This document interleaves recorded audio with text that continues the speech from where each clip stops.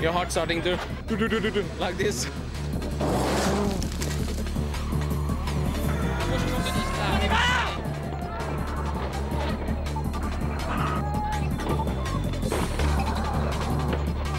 Just keep your patience. The start of a new millennium and the start of potentially the most historic World Rally Championship season ever.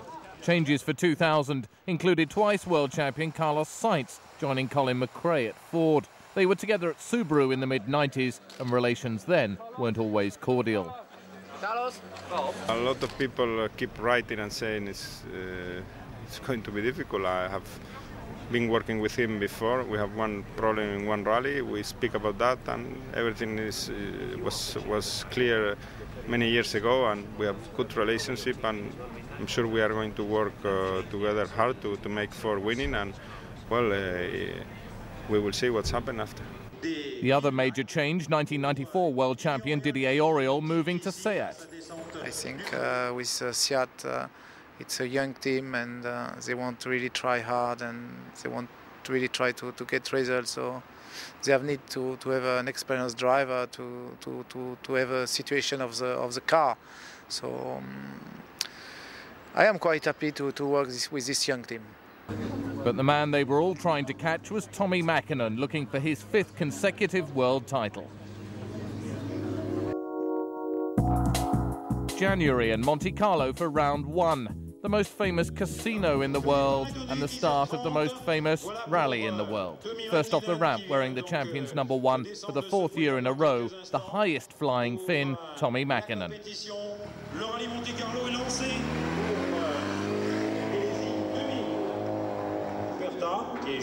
Subaru's Richard Burns was runner-up in 1999 after winning the last 2 rounds of the season. The Englishman came to Monte Carlo looking for 3 out of 3. Colin McRae was just hopeful of new luck in a new year. He and Ford hadn't won for 6 months.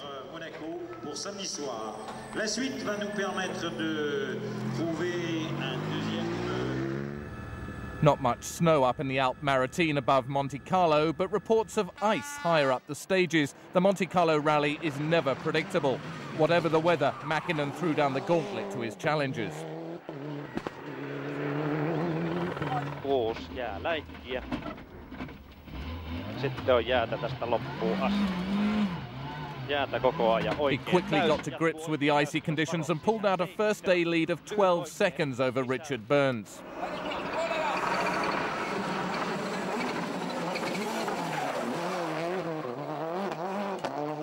Izquierda 4 zas, poco hielo. 40, derecha 2 menos zas. The first victim of the year and the rally, Skoda's #2, Luis Clement.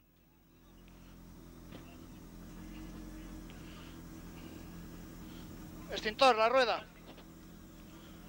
Ese no es de dentro. It's very slippery with ice, and in a corner just 0 kilometers per hour, touch a little at the rear, and the bumper go down and the exhaust put fire, and arrive at the end of the stage with fire. 3 times Didier Auriol has won in Monte Carlo. The Frenchman was in the top 10, but not in the Champions League. Unlike his teammate Tony Gardemeister, he was suddenly being touted as the successor to Mäkinen after climbing to 3rd in his Seat Cordoba. The car has yet to win a rally, but Gardemeister showed that he, rather than team leader Auriol, could be the one to hand the Spanish team their first World Rally victory. Actually, it's going quite well, but only some mistakes. Like I spun 3 times on this first leg. Running 4th was Carlos Sainz in his debut for Ford.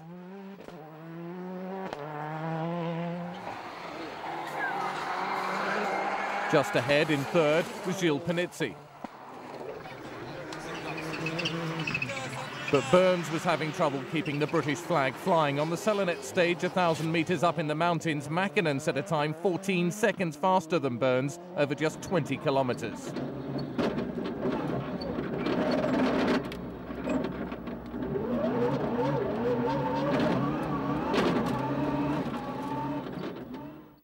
By dawn on day 2, £1 million worth of rally cars, including the Subaru of Richard Burns, and all 3 Peugeots were out of the rally, the freezing temperatures stopping them from starting.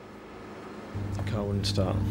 Simple as that. It's been -10 overnight in Gap and it wouldn't start this morning. We pushed it out of park firmly and tried to get it started going down a hill, jump start and bump start it, but it wouldn't go. In one foul swoop, Mäkinen was left with an almost unassailable lead. The driver closest to him, Carlos Sainz, 1.5 minutes behind. This was only Sainz's 11th day driving a Focus. 9 of those were in testing. Gardemeister hung on to 3rd in the Seat. But closing fast was Britain's Colin McRae, who overcame a day and a half of niggling technical problems to set fastest time on the second-to-last stage.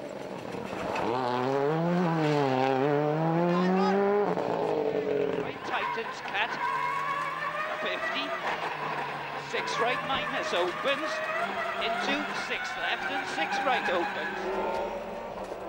And McRae took 4th from Subaru's 4-time champion Juha Kankkunen. Also in the points, Bruno Thierry in a privateer Toyota. Day 3 began with a rude awakening, the mammoth stage at Sisteron. We always look forward to the cars coming out of Sisteron. In past years, there's always been something happening in there, and difficult tyre choice, and it's difficult again this year with the patchy ice and whatnot. But you know, Tommy's quite comfortable, so we can make a tyre choice that's safe rather than a high risk. As predicted, Mäkinen was masterful in Sisteron. Snow, ice and a fin, a potent combination. Still in the running, but not in the frame, Mäkinen's teammate Freddie Loix. His grip on the conditions not as impressive as Mäkinen's.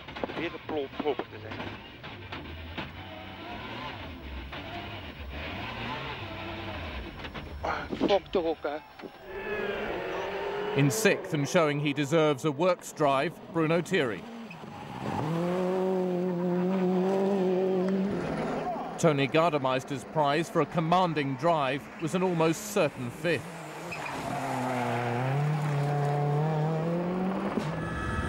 With Burns out, Juha Kankkunen was content with finishing 4th.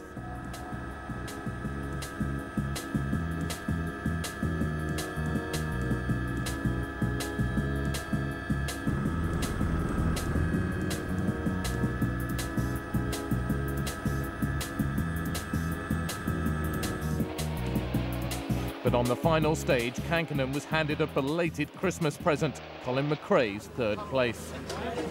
McRae's face said it all. The year 2000 had started as 1999 had finished on a low. All Kankkunen had to do was reach the end, and a podium place was his.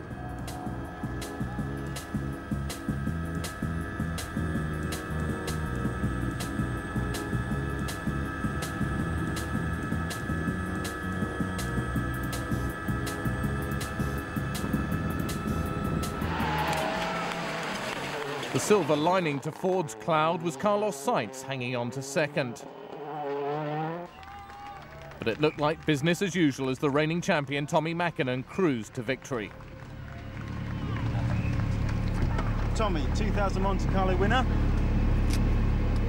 Yeah, I think so. It's excellent start for the season.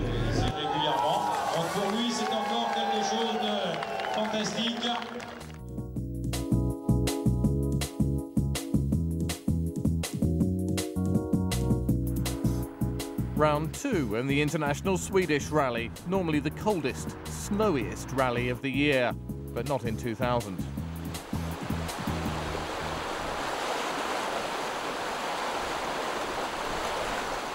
Normally very, very cold, very icy and snowy, but this year there's an awful lot of gravel. it's quite mild, so the conditions are totally different. Hyundai made their World Championship debut in Sweden with the Accent World Rally car. Team leader is local hero Kenneth Eriksson. It's been very mild weather in the moment, but I don't think it's so bad as people are speaking about. I think in the moment we have about 90% ice and 10% gravel, although it's missing snowbank, which is a bit bad for all of us, because if you miss a braking point, normally you can lean against the snowbank and push it back on the road. The small but muscular Hyundai looked good on the slippery forest roads of central Sweden, roads on which Eriksson learned to drive.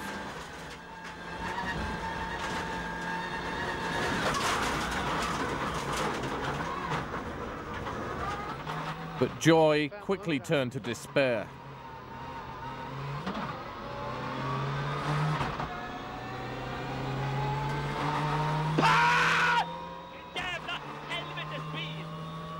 Eriksson suffered turbo failure early on, leaving Colin McRae's younger brother Alistair to fight Hyundai's corner. Left on crest, tightens to medium plus and opens long, 100. With Eriksson gone, local hopes were pinned to Thomas Radström in a private Toyota. Marcus Grönholm showed in Sweden that Peugeot had fixed the problems of Monte Carlo. On day one, he led by 15 seconds from Radström and set fastest time on half of the day's 8 stages north of Karlstad.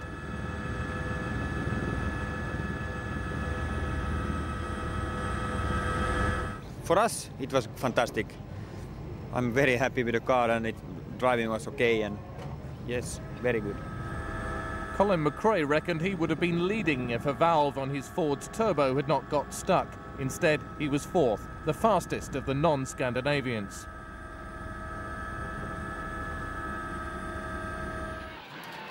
Tommy Mäkinen survived a scare at the start of stage 5 when he ripped a chunk out of a wheel. Michelin's run-flat Moose system plugged the gaping hole. Only 37 seconds separated the top 6 drivers. Fifth was Richard Burns. The Englishman suffered early in the day with bad tyre choice and therefore a lack of confidence. Slight left and long crest, 60. Once he changed tyres, Burns was like a new man, but his newfound speed got him into trouble.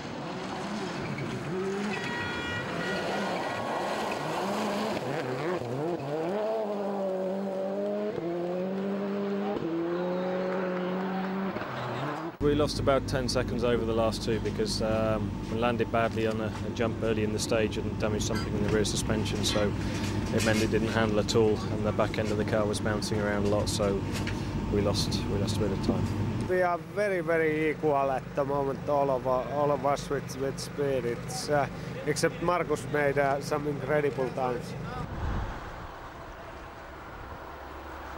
The prospect of half a dozen drivers all within half a minute drew fans from across the frozen Lake District of Sweden.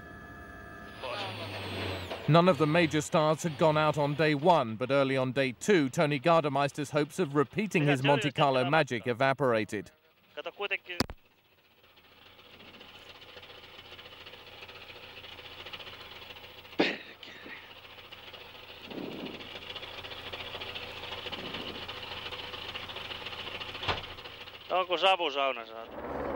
Even with Gardemeister out, there were enough Finns fighting to keep the Scandinavian fans happy. Mäkinen, running on skinny snow tyres, was trying to force his compatriot Grönholm into making a mistake and throw away his first ever World Championship victory.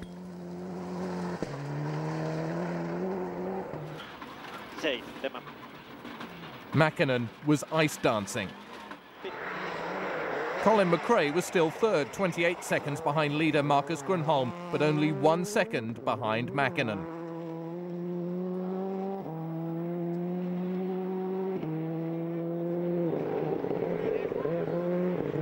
Left opens over crest. Into slow 4 right.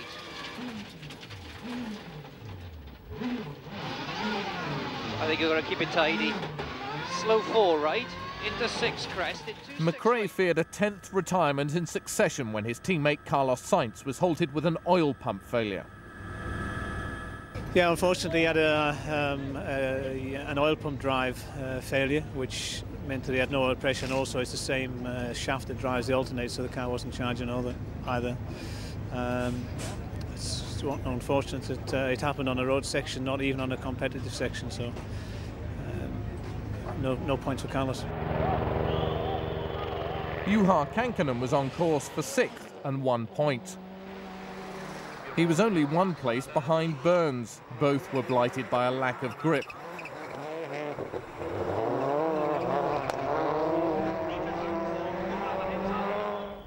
The fiercest battle was for 3rd. Radstrom got ahead of McRae by half a second going into the final 25-kilometre stage, despite a near off.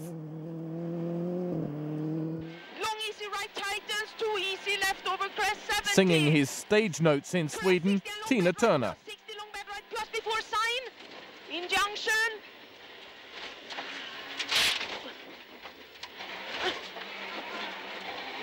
Ah. 150. Crest in easy left opens and tightens.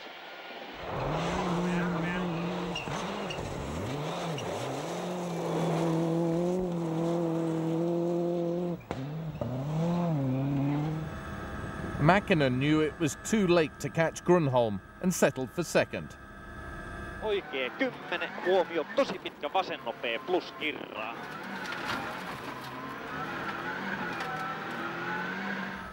On the last stage, McRae promptly purged his Focus of any unnecessary weight, including a spare tyre and sun visors. It paid off, the Scot leapfrogging back onto the podium and his first finish in 9 rallies. But this was Marcus Grönholm's rally. He led virtually from start to finish, a stylish way to win his first World Championship rally and a stylish way to give Peugeot their first win since 1986.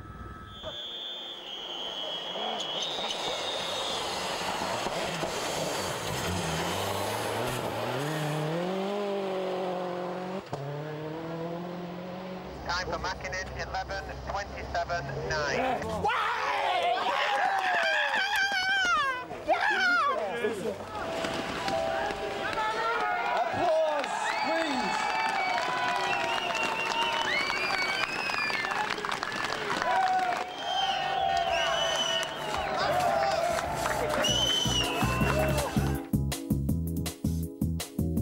So the Drivers' Championship, Mäkinen from Grönholm, Sainz, Kankkunen and McRae.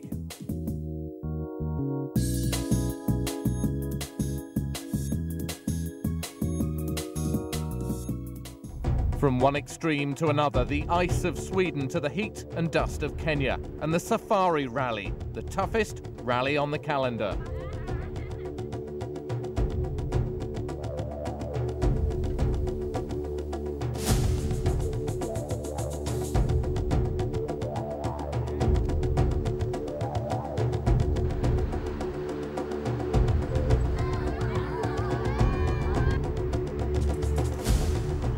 You win by having no problems, by not stopping to change punctures, by keeping the car moving. That's how you win. You don't win by being the quickest everywhere.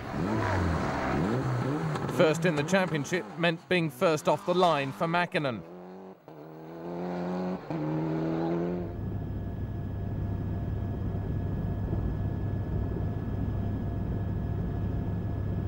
But 2 punctures quickly meant that the Finn and his Mitsubishi were first to retire.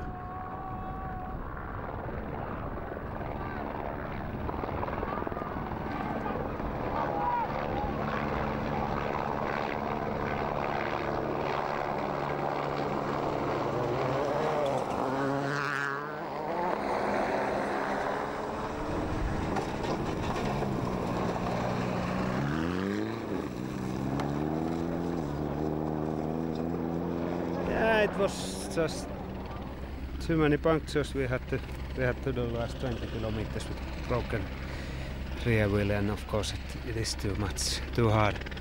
But I think we could still continue to the service. But we had maybe it's something broken battery or something, because engine just suddenly it stopped and we couldn't start it anymore. To finish the Safari, you have to build your car as much like a tank as a racing machine. Both Seats were charging like rhinos until Tony Gardemeister's door, or lack of one, started causing problems for the Finn. after 10 kilometers there was quite bad bump, and I think the door lock was broken, and then suddenly the door drops and like this. And then we used to drive 100 kilometers without the door, and there was very big dust. I don't see nothing. The Subarus left everyone eating their dust. Burns leading from Kankkunen.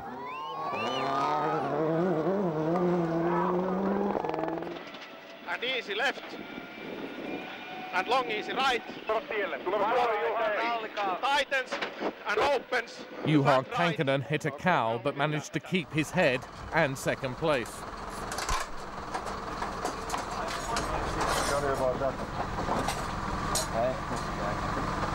Yeah, just one cow, not one, there were about 10 of them.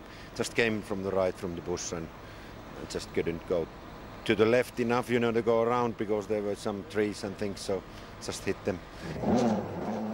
From the Subaru All-Stars team, Toshi Arai was amongst the big boys.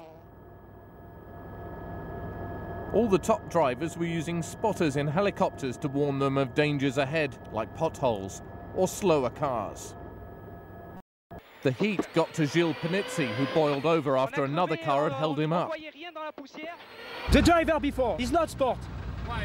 Because I remote him, and the helicopter, my helicopter, say to him, stop, he don't stop, and me, paf! Panizzi retired from the rally with a $50,000 fine after taking the law into his own hands.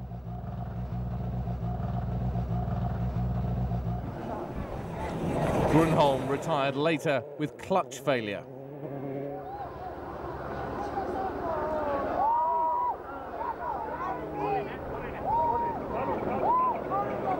With some stages in Africa as long as a whole rally in Europe, concentration is often a problem. This is Carlos Sainz and Luis Moya.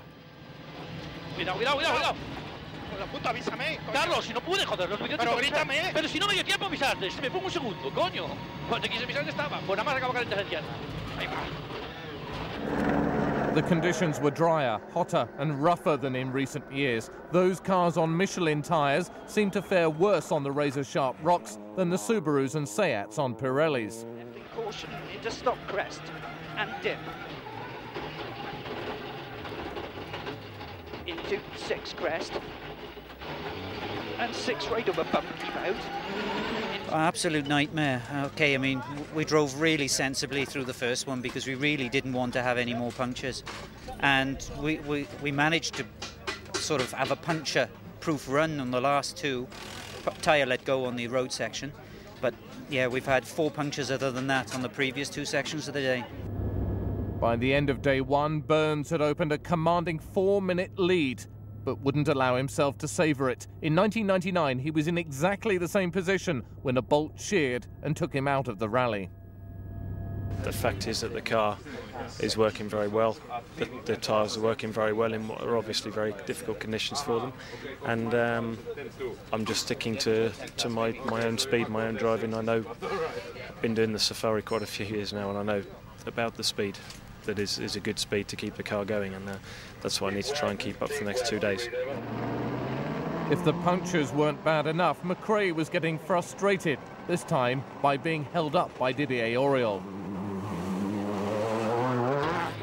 Listen, just keep your patience. There he is. 76 crests, straight 1 kilometre. McRae's hard rally eventually ended when he drowned his Ford Focus in a river, dammed deliberately by spectators.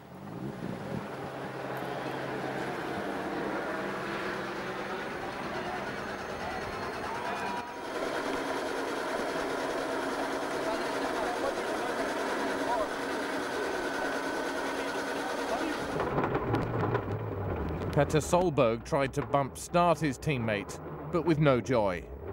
Martin from John Miller. Petter gone through, okay.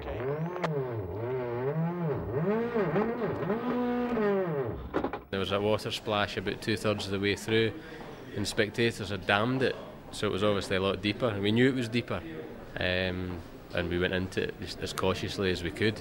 But unfortunately, when you accelerate through, you've got to sort of find the balance between getting through and getting stuck. the wave of water come over the front, but we had no protection on the air intake, so it just went straight in the air intake and drowned the engine. Carlos Sainz kept Ford in the points even after his suspension had collapsed earlier in the day.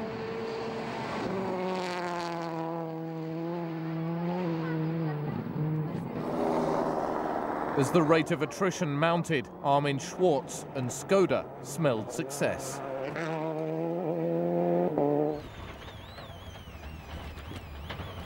Just past the stricken Ford, this is where Grönholm went out of the rally.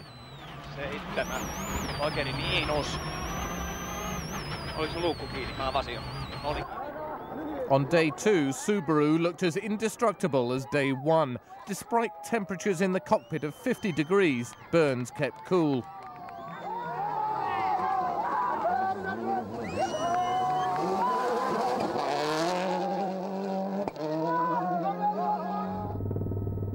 One minute 44 seconds adrift was Juha Kankkunen. He was 10 minutes ahead of Didier Auriol in the Seat.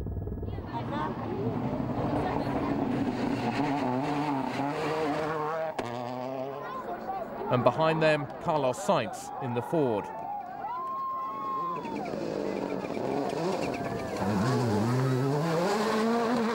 The car has been working very well. No punctures, so quite happy about today. We start 10th, we are 4th, it's good. It's still a very hard day and very long day, and Carlos Sainz it's less than 5 minutes behind me, and if he pushed very hard everywhere, it's still possible for him to catch me, you know. Day 3, and the sun was shining on Burns and what he hoped would be a kick-start to his season.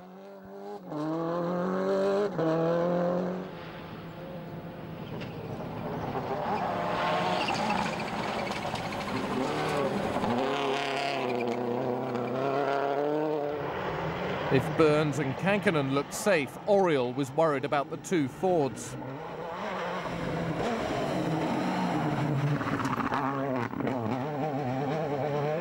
Gauche à fond, bon plus sur rocher. Gauche à fond, sur droite, léger gauche à fond, léger droite à fond, ça va? He was worried not only of Sainz, but also the Norwegian hotshot Petter Solberg.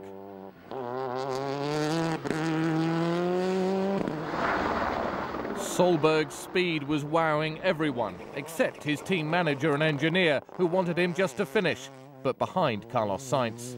200. Phil from Martin. Do you think you're going too fast now or not? Just forget it, Martin. 6 left, 200. Heading for 6th, Toshi Arai in the privateer Subaru.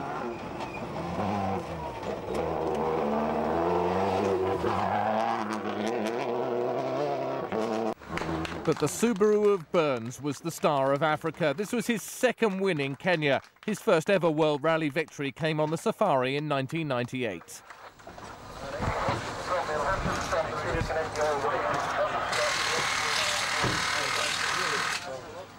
It's quite different. This one a lot better prepared, and I was a lot less nervous today than I ever was on the last day 2 years ago, because I just got the feeling that it was okay and the car was still good, and I didn't have to worry.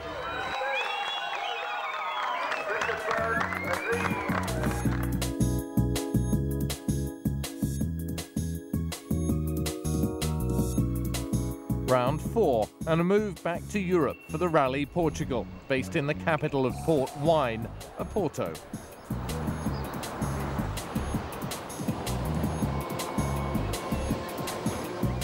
Subaru brought out a new version of the Impreza for Portugal. The guys at ProDrive have been designing it for the last year, and although it doesn't look much different from the outside, there's a hell of a lot different under the skin. Right out of the box, the Subaru was lightning quick. Burns quickly opened a 40-second lead with 4 stage wins.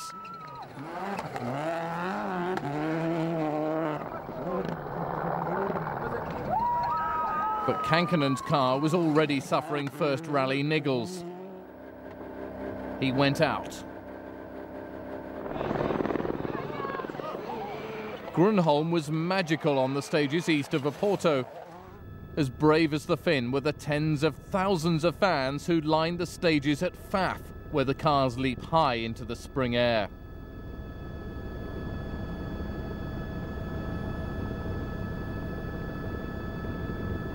Niin on, älä hyppää.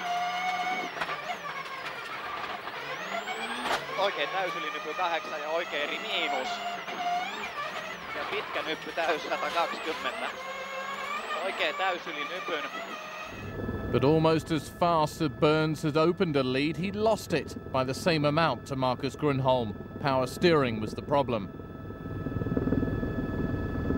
It's just been a case of getting here without losing too much time and trying to keep a hold of the car. It's very difficult to react. You can't react if you see a stone or try to change a line or the car's sliding. It's impossible to react without the power steering. So at least we're back here one piece. Portugal was where Colin McRae won his last rally.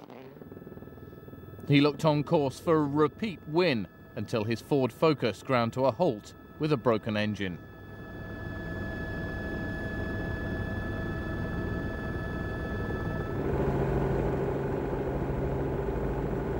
Rumours that McRae would now leave the team were stronger than ever.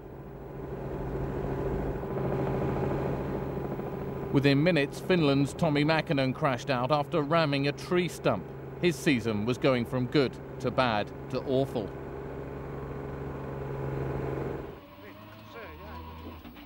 No ei oo perkele tossa. Se osui siihen kantoon. Ai jaa.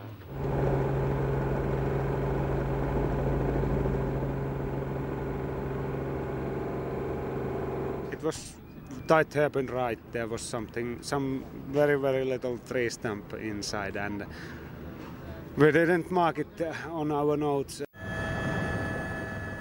Freddie Loix has never been as fast since a major accident in Kenya. In Portugal, he looked off the pace again.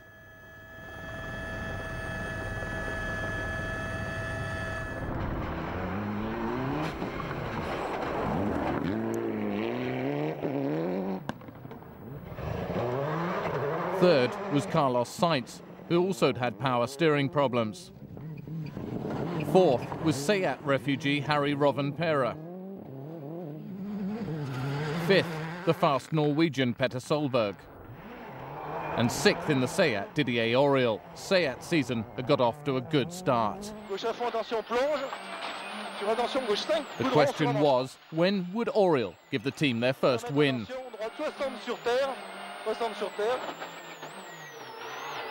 Gauche à fond, 40 mètres. Attention, gauche 5. Marcus Grönholm knew that on day 2, Burns would be on a charge. Leading on the gravel roads was not ideal. He spent the morning having his overnight lead of 40 seconds gradually gnawed away.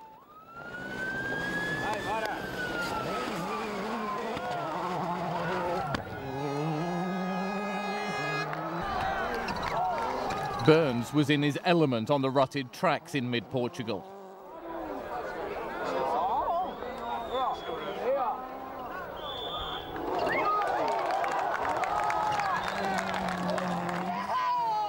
Despite running with a new Cosworth engine, Carlos Sainz didn't have the speed to stay with the first and second place drivers.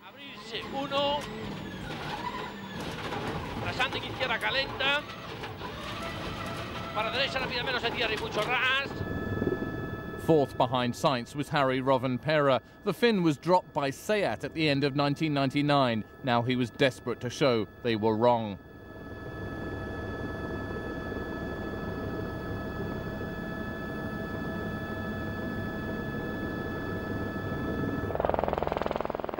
Fifth was Grönholm's teammate Francois Delacour, who, like the Finn, complained about dust finding its way into the cockpit of their cars. And sixth was the increasingly quick Estonian Marco Martin. The roads of Portugal are fast and unforgiving. This is David Loix. Incredibly, he escaped unhurt.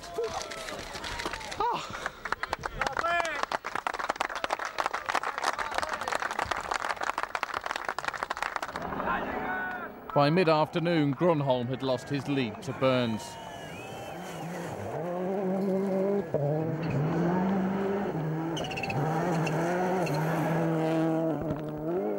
Max braking 50, very long crest 40, turn fast right, minus.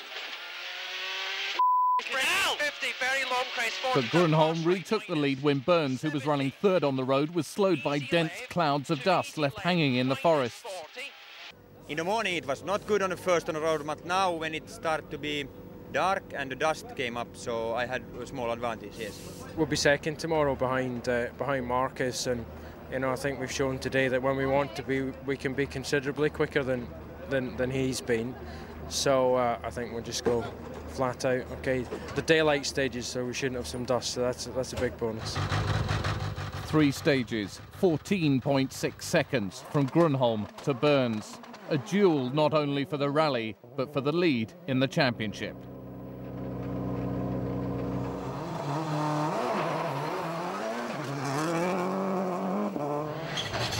Running first on the road, Grönholm was at a disadvantage, his Peugeot cleaning the road for Burns behind. 150. Oikein rouhee. 8 vaan se pitkä rivi. Burns had already passed Grönholm twice in the rally. Now he looked confident of doing it a crucial 3rd time.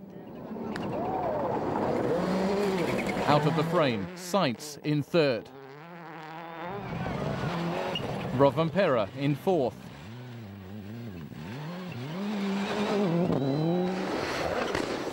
Delacour in 5th.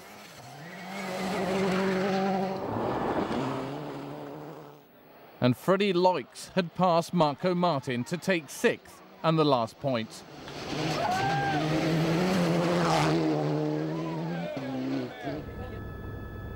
As for 1st and 2nd, it all came down to the last stage. Burns was in striking distance, but could he strike a final blow?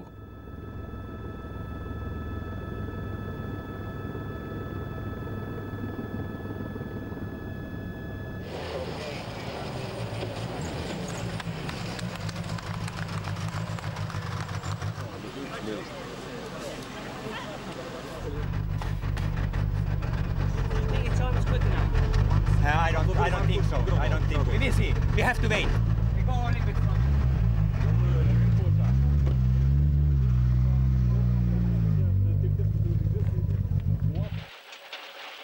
Well, pointing up.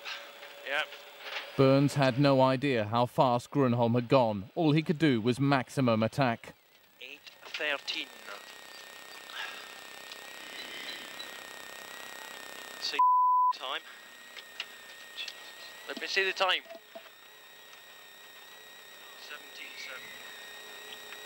8:12.9. 8:12.9. We got it. In 60 kilometres, Burns had sliced through Grönholm's lead. But it's a big pleasure for me to bring the new car here. The team have worked so hard to get this car here and working properly that it's a fantastic result for them. Yep.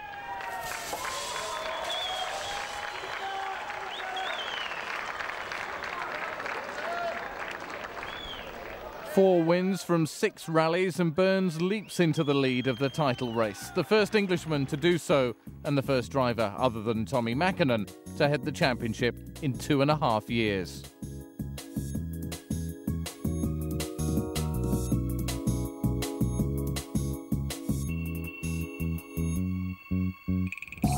From Portugal, the World Rally Championship travelled across the Iberian Peninsula for the Rally Catalunya, based in the town of Lloret de Mar on the Costa Brava.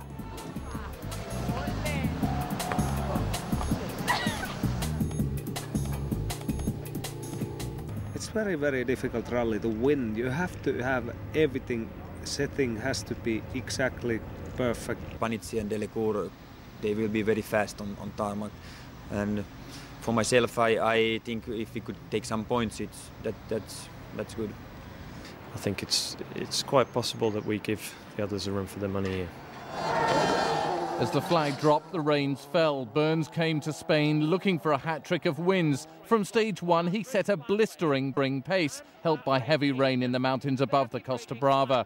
The World Championship leader set the fastest time on 3 of Friday's 6 stages. Mäkinen suffered transmission problems and was never as quick as Burns. Cutting corners only made it worse for the cars behind, as Luis Clement found out.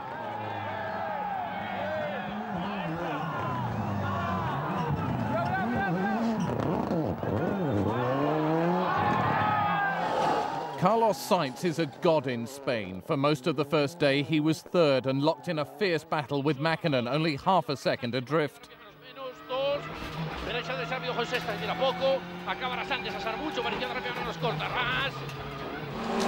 Even with new engines, François Delacour, Gilles Panizzi and Marcus Grönholm could only manage 5th, 6th and 7th. Burns' closest challenge came from Colin McRae. We'll wait and see. Well, at the moment it's drying out. Now probably the tyre choice is going to be more difficult than it was this morning. Even when things did start drying out, Burns was still able to hold McRae at bay, but there was a quiet air of optimism in the Ford camp. After lunch, the stages switched this way and that up around the town of Vic.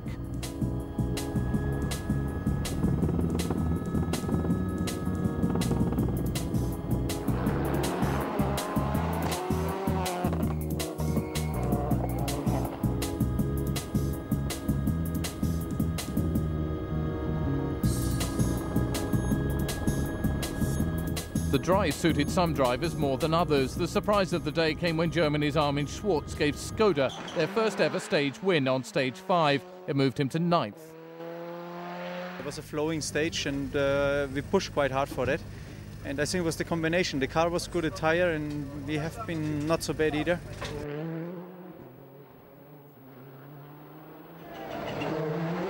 McRae too was on a charge. Burns still led, but McRae was looking dangerous.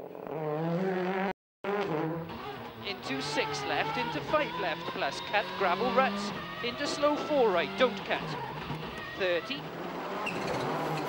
Burns started day 2 knowing that his lead was at risk. On the dry, rougher tarmac south of Barcelona, the Michelins were always likely to be faster.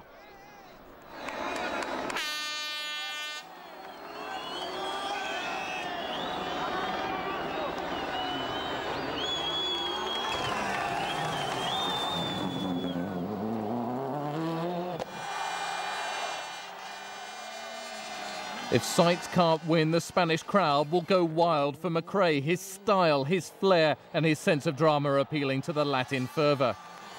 Not that Sainz was out of favour, he hung on to 3rd. 30, medium right, plus. By lunchtime, Burns had lost the lead. Gearbox problems didn't help. He was reduced to cutting corners. Right, and flat right 30, fast right in line and fast right. McRae set fastest times on 2 of the 5 stages. His lead at the end of the day, 4 seconds. Ford were now 1 and 3. Sainz was fastest on the last 2 stages of a 17-hour day. 4th, and looking less and less capable of defending his world crown, was Tommi Mäkinen. 5th and 6th were the Peugeot pairing of Marcus Grönholm and Gilles Panizzi.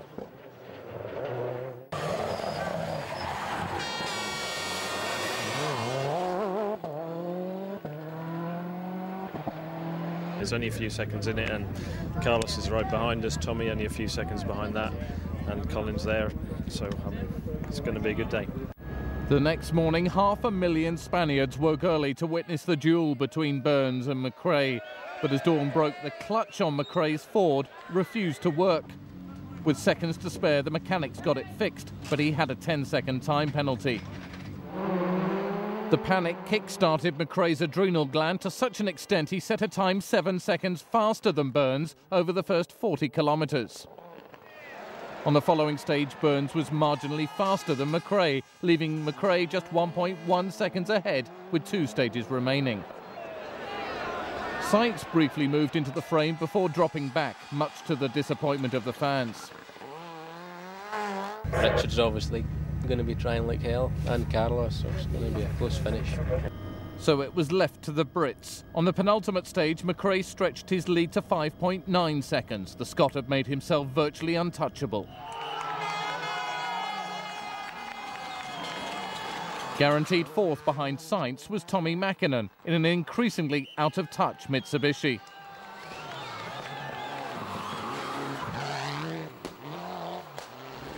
Fifth was Marcus Grönholm and sixth, Gilles Panizzi.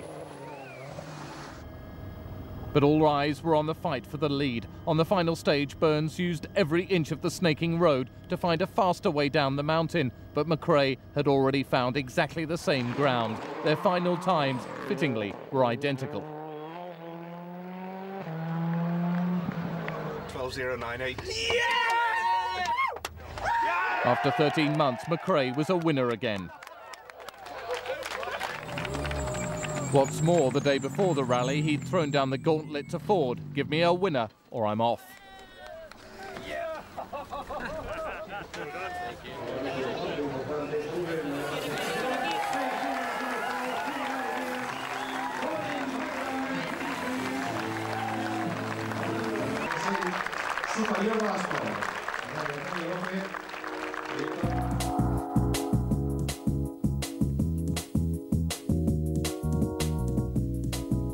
Round 6 and the first Southern Hemisphere rally of the year, based at Cordoba in the South American Pampas. This is cowboy country, except here the cars are the bucking Broncos.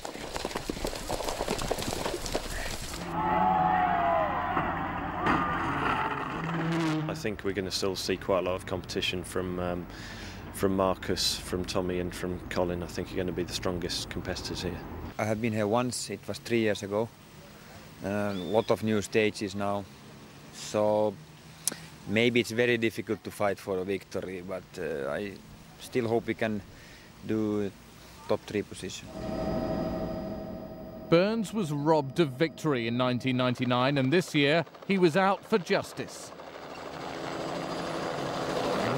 Rally Argentina's a mixture of gravel and water splashes. This year, bad weather made it one of the most spectacular of the season. Grönholm benefited from running lower down the order, jumping straight into the lead. Francois Delacour was not having such a good start to the rally. I had the fire in the car. Then we took the extinguisher with Daniel, and the fire was stopped, but we lost about 8 minutes. After you forget to shut the bonnet opened suddenly in the stage. We stop again, and after the second stage, the fire was coming again around my pedal box. Just 0.6 of a second off Grönholm's lead, Carlos Sainz, the man they call El Matador, fitting in this land of big stakes.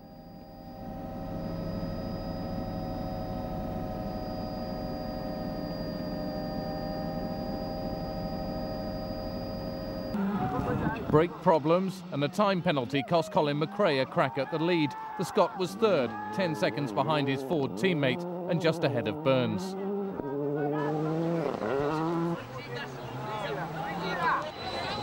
Tommy Mäkinen lost 6th gear, crucial on the fast stages. As a result, he was down in 5th. Not much to cheer about. Juha Kankkunen won the Rally of Argentina in 1999 after disobeying team orders. This year, he was down in 4th.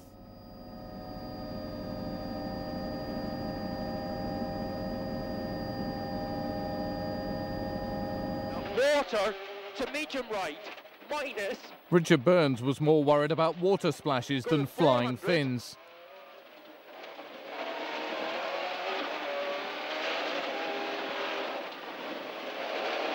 Come on, baby. Come on. We will see tomorrow. I think it's anything can happen anytime in any stage, so we need to carry on. It's still a long way to go. Sainz had set fastest time on 3 stages, giving him a 4-second lead from Grönholm. Then it all went wrong.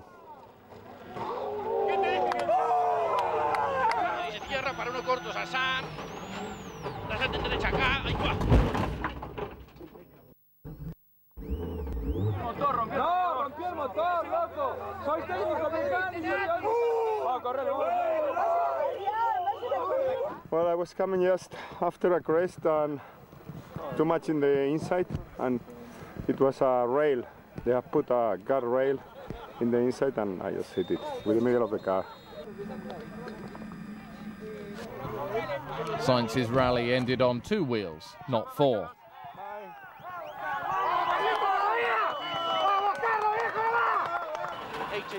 Petter Solberg lost it in one of the water splashes, rolling right into the arms of willing helpers. You're okay, you're okay. Stay in the car, just stay in the car. Switch your wipers off. Okay. Okay. I don't want to do that again, because that was on the limit. Your heart starting to do like this. Somehow, the rest of the field all made it through unscathed.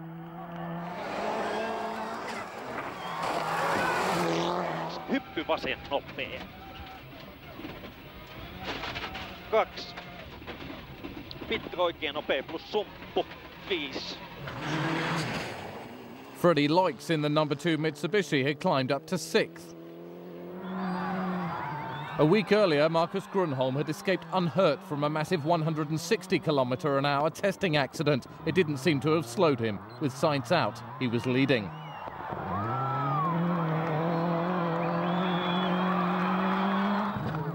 But not for long. Day 2 was all about Richard Burns. He won 6 out of 7 stages and built up a sizable lead. 40, slight left over crest, 2 crest, 170. So slight left over crest to crest, 170. Sand entry, medium left minus, in, and medium left. It's been really good. I think the weather's played into our hands a bit. It's meant that the Pirellis, that we know they work well in this kind of condition. It's very similar to like the RAC, and well, what can I say? I've tried my hardest all day, so I'm glad we're in the lead.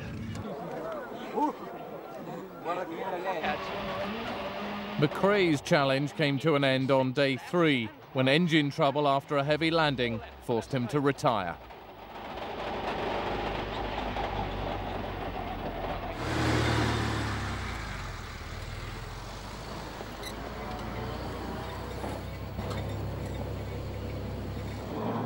McRae's retirement moved Freddie Loix up to 5th. And 6th was Petter Solberg in the 3rd Ford.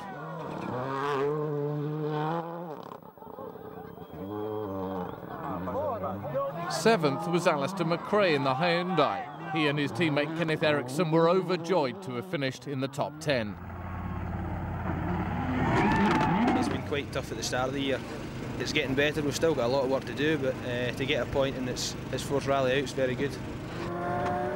Juha Kankkunen clipped a tree in his Subaru, but still took 4th place.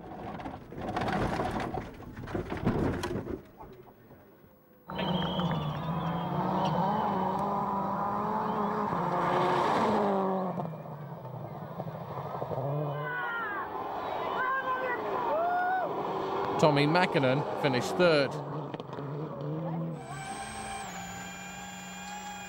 Marcus Grönholm came close to losing 2nd place on 2 occasions. Once when he clipped a bank. And another time when he went into a corner too fast and nearly overturned.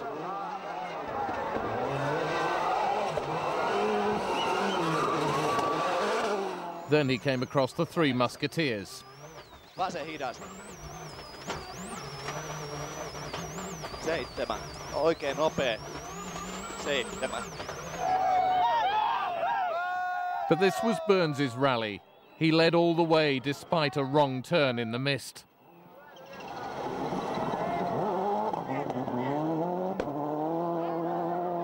In and K left. To right max.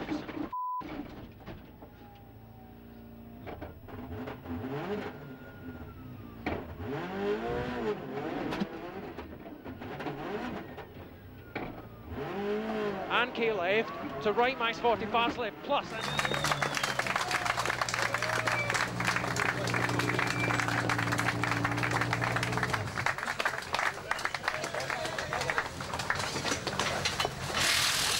to get another shot of me coming out of the car. Richard, congratulations, your third win of the year. How does this compare to the first two? This has been really tough today. It's been the weather like this, you can see what it's like, and the last stage was a hell of a lot of mud and really, really horrible to drive. But obviously we got the right car, the right tyres for this condition, and it couldn't have been better. We really had a lot of luck, I think, as well, because we had a lot of problems on the first day.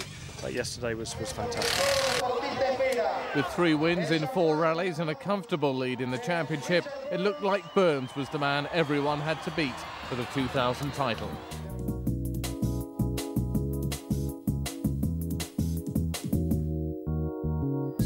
June saw the championship move to Greece for Europe's toughest rally, the Acropolis.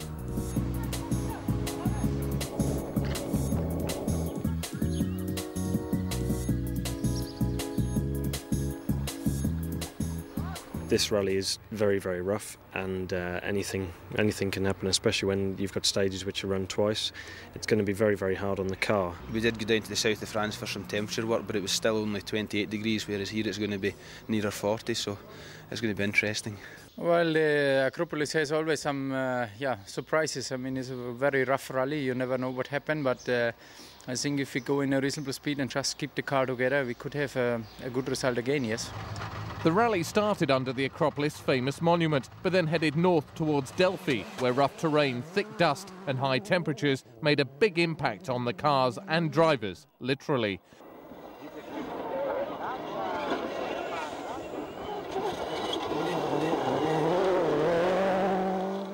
It didn't take long for Marcus Grönholm to find out just how tough the Acropolis rally can be.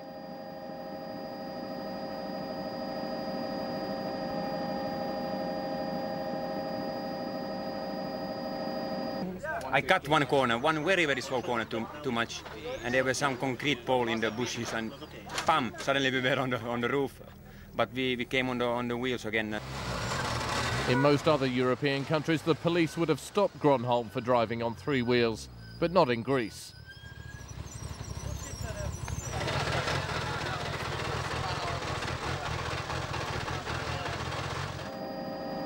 Francois Delacour found himself in 3rd place, albeit a minute adrift after the other drivers fell victim to the punishing route.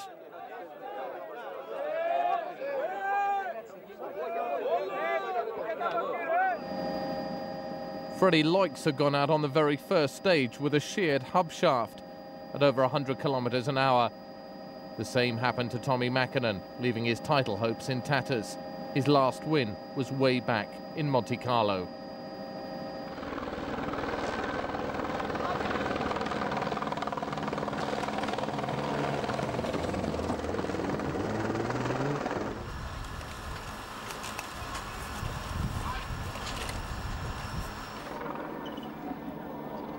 The Subarus were struggling.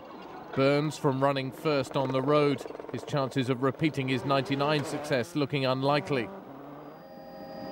Kankkunen was 4th.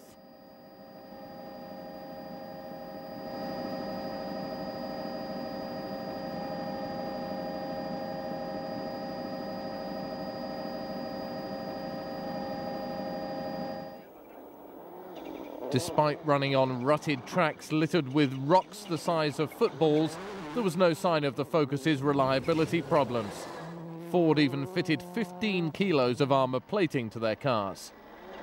Second was Carlos Sainz, 38 seconds behind Colin McRae. It looked at last as if the Ford tide had turned. 4 left, in 2.6 crest 30, 3 right plus opens. 30, K2 right through bump.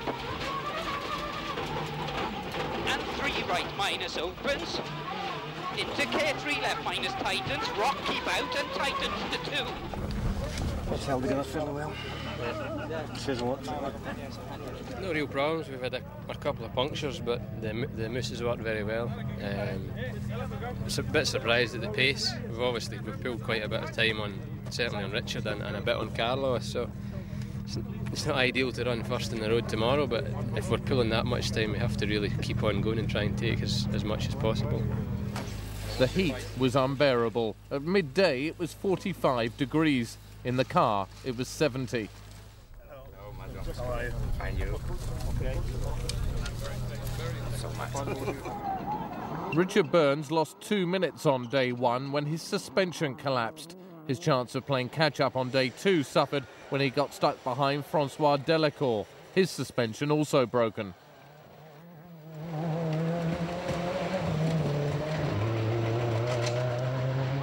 Braking, flat right 20, fast right plus in, and fast right plus 80, 90 left plus tightens maybe. We're past it, okay.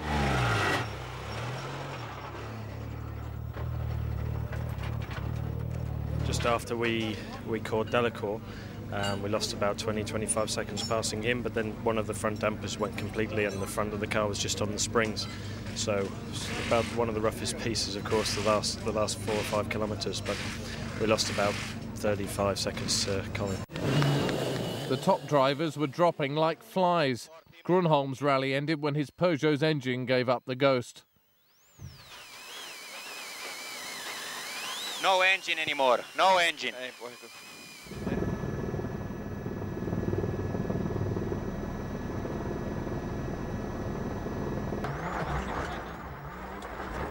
And Delacour lost a lot of time when he nearly went off the edge of a cliff.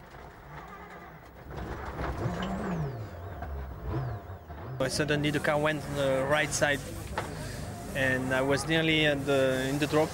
After that I had the fire in the car, nearly next to the tanks at the back of the car, that I was very afraid. I stopped the car and some spectator helped me to put the car down, and we lost maybe 7 minutes, something like that. Burns was now up to third, but this was a rate of attrition severe by even Greek standards. But impervious to the dramas were the Fords, still 1 and 2. McRae from Sainz. Para derecha, buena más. Para la Sanding izquierda, Brice, izquierda casi, izquierda poco y no cortar. Sasar. Para la derecha, Carras, izquierda poco y se abre. Para uno corto, frenando mucho, izquierda media. Without any threat, the Ford duo raced each other at a relentless speed.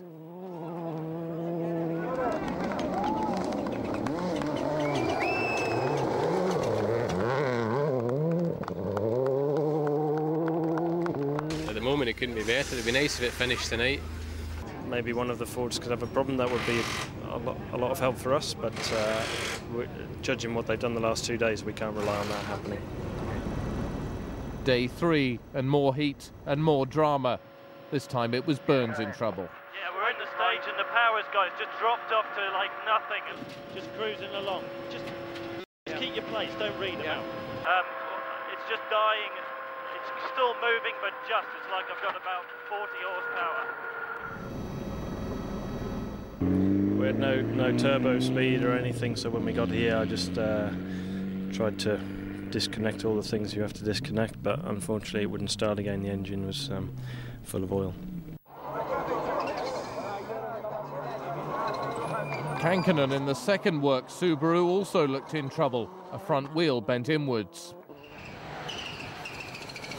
But as in Kenya, Toshi Arai drove into the points.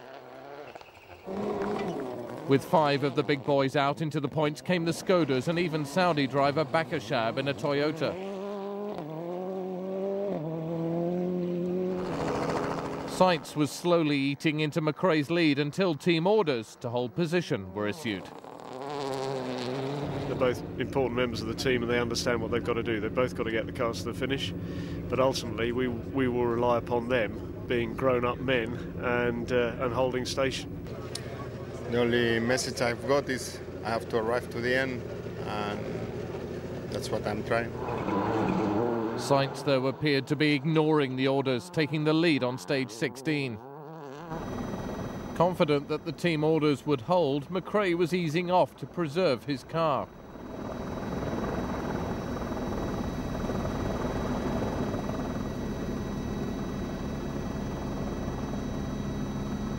Yeah, well, I mean, I'm doing my job, so it's up to the management to sort the other side of it out. In the end, Sainz pulled over near the finish and McRae reclaimed the lead.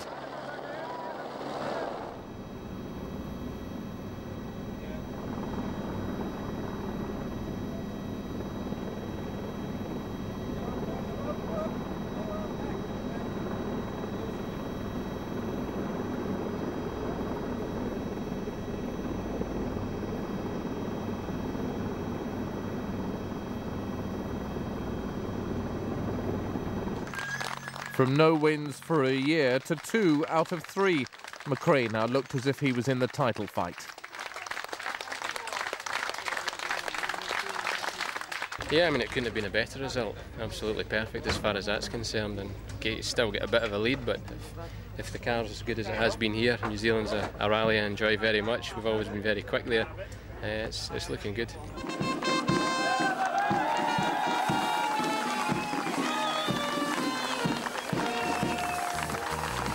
So at the halfway stage in the season, despite the problems in Greece, Burns has a big lead from Grönholm and McRae, with Sainz and Mäkinen 1 point further back.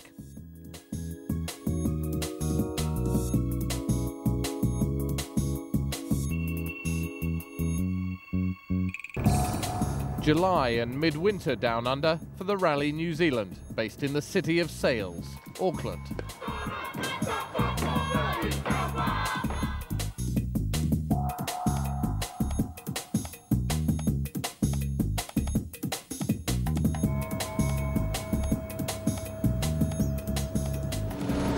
Normally, New Zealand in winter is wet and wild, but this year it was dry and warm. Great for the fans, but bad for Burns and McRae, who struggled for grip as they swept the road clean for the cars behind.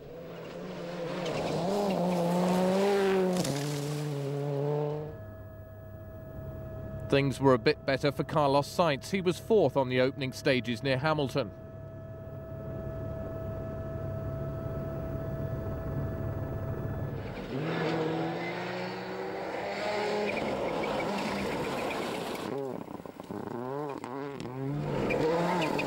Eclipsing both senior Ford drivers was Petter Solberg. He was 2nd after winning 2 of the first few stages. Grönholm was 3rd, but the Peugeot on the move was number 9, Francois Delacour's. Delacour hadn't been to New Zealand for 5 years and knew only 1 stage, but he was inspired and he was leading. 5th was Juha Kankkunen.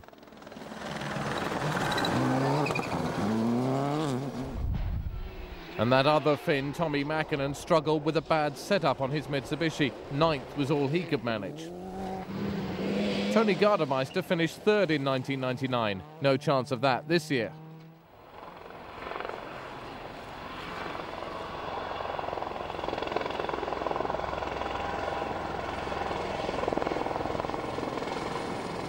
We landed a little bit to the ditch, to the right side, a little bit too much, half meter or something, and then, or meter. And then after that, the car started to do like twisting in a road. And then next corner, 50 meters later, we go straight to the field, and there was big drop, and the car started to rolling. I don't know how many times, but many. Didier Auriol was also in trouble in the other Seat. Listen out for Denis Giraudais saying his prayers. Mamie, je t'aime. Mamie, je t'aime. Mamie, je t'aime. Mamie, je t'aime. C'est bon. C'est bon. Ça va? C'est bon. Putain. Allez, va. Ça va, Didier? Tu te sens bien? Ça va, ça va. By the end of the day, Burns had dropped to 8th, 1 minute and 6 seconds down.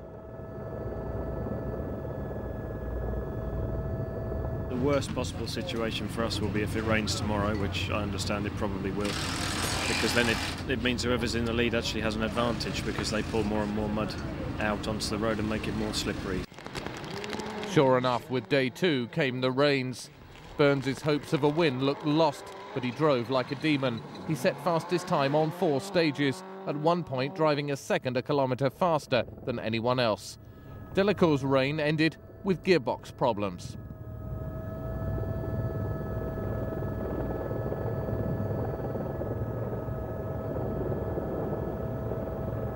Et la boîte faisait un gros bruit.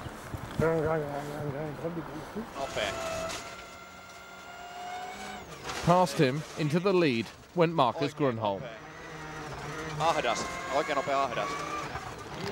But like Burns, McRae was on a charge, up from 6th to 2nd. Items narrow, 20, flat right, 50. Despite this spin on stage 13, Burns ended day 2 in 3rd place. 20 flat right, 50 flat left. Also pushing for points, local hero Possum Bourne.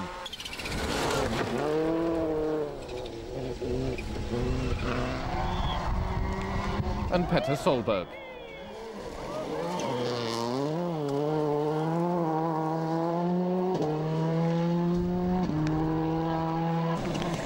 The Hyundais were also on a charge. Kenneth Eriksson was up into the points, and Alistair McRae gave Hyundai their first World Championship stage win in New Zealand.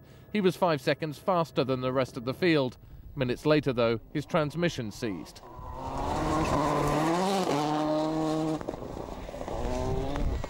Grönholm came close, very close, to losing his lead on the last day.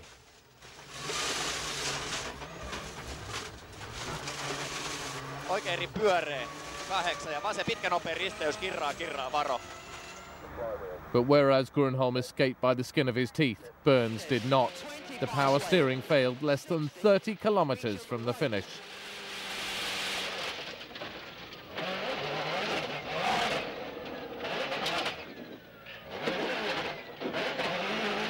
Medium right plus.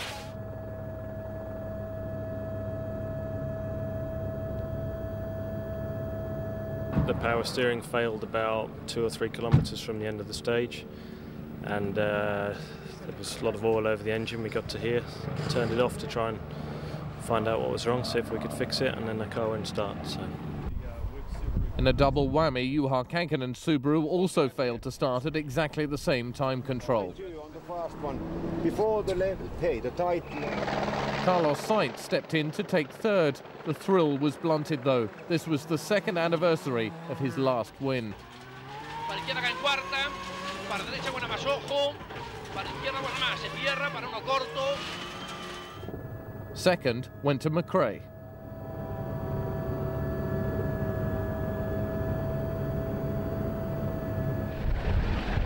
And victory, his second of the year, to Marcus Grönholm. It's very nice to win for a second time, and without any problem with the car here, so it was fantastic rally.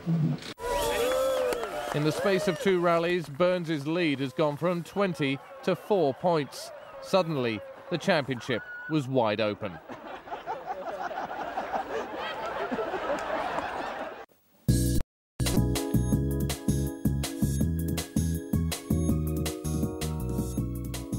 Finland was the setting for round 9, based around the lakeland town of Jyväskylä, about 270 kilometres north of the capital, Helsinki. This year's the 50th anniversary of what used to be called the Thousand Lakes Rally. It's an event traditionally dominated by Scandinavian drivers. In fact, there have only ever been 2 winners from outside the region. As leader of the World Championship, first off the start ramp was Richard Burns. 2 minutes later, Finland's new rally star Marcus Grönholm rolled off the ramp and off to do battle. World Rally car. 2 World Championship victories. Stage 1 was just 7 kilometres long, but the top drivers burst out of the blocks as if they were in a sprint, not a 3-day event. Burns was hot, but not fast enough. Grönholm was 9/10 of a second faster.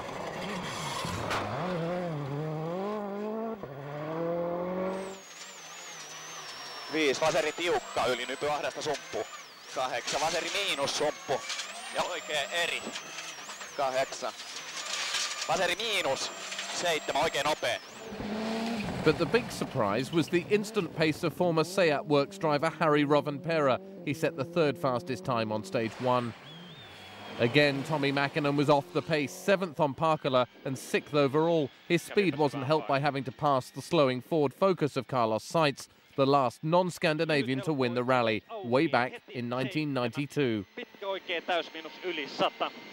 Well, on the second stage, just in the starting line, the car started to misfire badly and didn't go for a while. I tried to switch to other maps and do everything I could. And then they radio me that I should try to change the computer. Then I changed the computer, I stopped, and then the car was running again. How much time have you lost? Nearly 6 minutes. So is that game over? Game over already.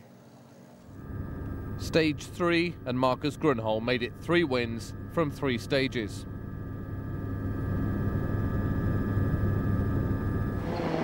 But just when Grönholm looked as if he was going to monopolise the rally, Richard Burns put in a blinding time to win stage 6.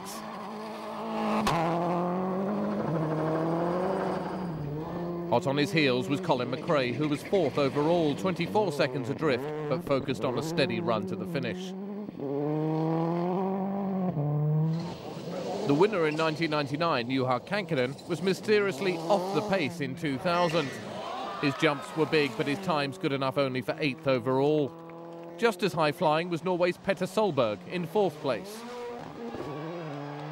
Well, the most important thing for me now is to jump highest, longest, because I want to have lots of promotion. That's the thing, you know, so I get many pictures. Solberg got in lots of pictures all right by planting his Focus 200 metres into the forest.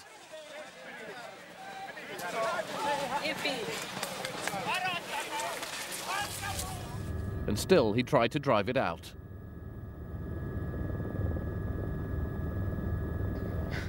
What can I say? We came too fast over a crest here, and we get the back end a little bit outside in the ditch. And then we just went around and into the bushes. Stage 11 was one of the longest stages on the rally and one of the fastest. At the finish, the cars were nudging 180 kilometres an hour. With the finish line in sight, Richard Burns was in 6th gear. And flat right, 100.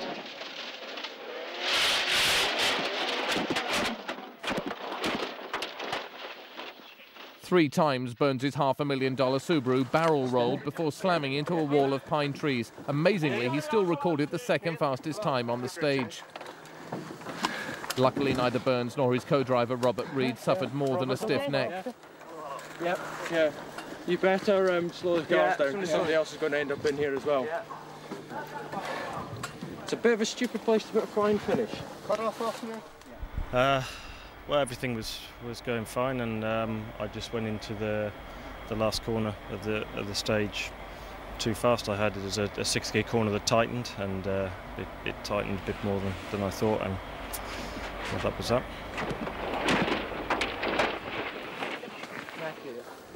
All the Englishman could do was watch as his championship lead disintegrated before his eyes.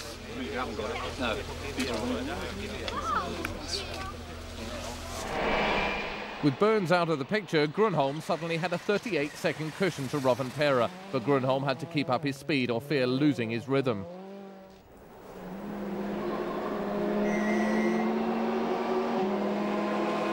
Fastest on stage 14 was Scotland's Colin McRae, who, despite being the most spectacular driver in the world, has never shone on the most spectacular rally in the world. McRae and Rovanperä were fighting for 2nd. Juha Kankkunen was up to 4th overall and was driving like a man possessed. But on stage 16, Kankkunen's flying charge was grounded with a puncture.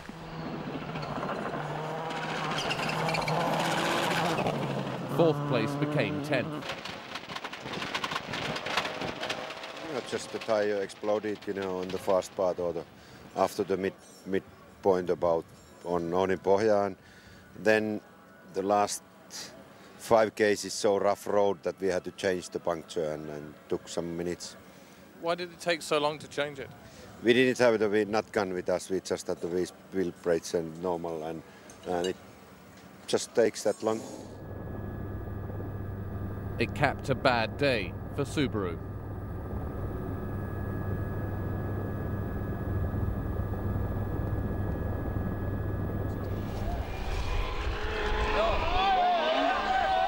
If you win here, you go into the lead in the championship. Is that something you've thought about, the fact that you could be leading the World Rally Championship tomorrow night?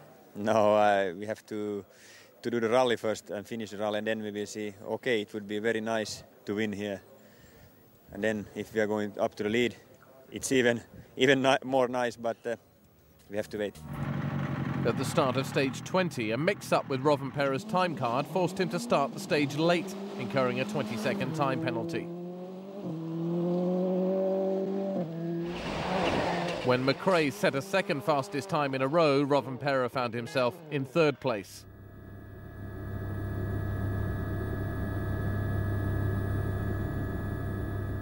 Colin, there's a time penalty hanging over Harry because of a check-in irregularity at one of the stages. Is that any way to take second place? Well, okay, it's nicer to do it fair and square on the stage, but at the end of the day, if someone's made a mistake, then they've made a mistake. So we'll just wait and see what happens. Furious about his time penalty, Rovanperä put the pedal to the metal to try and win back his lost time on stage 22. He went ahead of McRae, but on stage 23, McRae was even quicker.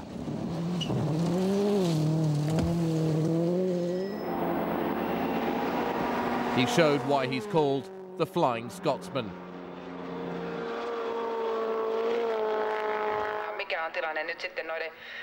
But this was Marcus Grönholm's rally, led from start to finish.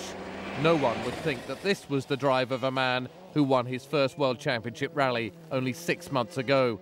Good, very good. It was very nice to win here, and okay, it was not after so big fight, but anyway, it was a good.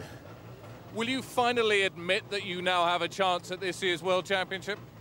Maybe there is a chance, yes, but we will see. A lot of rallies to go, and okay, there is a chance.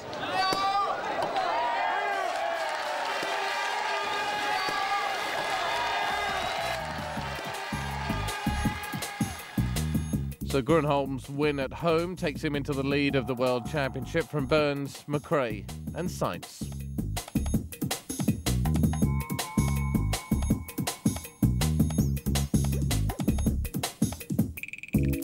Round 10 of the World Rally Championship and a first ever visit to the Mediterranean island of Cyprus. Basically the biggest difference is the shape of the stages. They are really, really slow, quite rough in places, but the main difference is the speed and also the heat. There's one stage in the recce. We were in first gear for the whole stage for 30 kilometres, so that's how twisty it is. We are sweaty like hell, and it's very, very difficult on the long stages, I think. But same for everybody. You don't get much air in the car. You don't get much air inside or for yourself or for the engine, and it's going to make it a hell of a tough rally. Grönholm led the way, but running first on the road and feared that his Peugeot was not strong enough for the conditions, he wasn't at 100%. Fastest, a second and a half quicker over the first 6 kilometres, was Spain's Carlos Sainz. He finished second on the rough roads of Greece. In Cyprus, he was determined to go one better. Second fastest was McRae. A repeat of the Acropolis rally looked on the cards.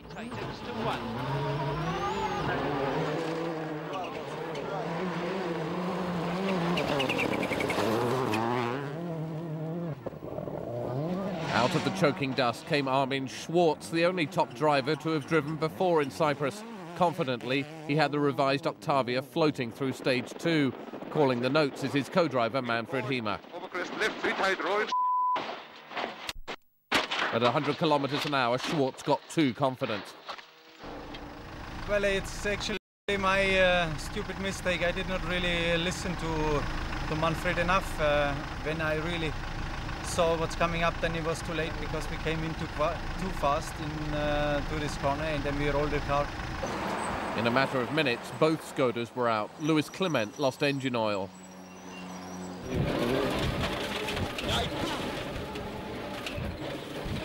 Poland's Krzysztof Holowicz was pushing hard in 16th place when his world went upside down. Stage 5 was a rude awakening for the drivers. 31 kilometres, over 1,000 bends, and all against the clock.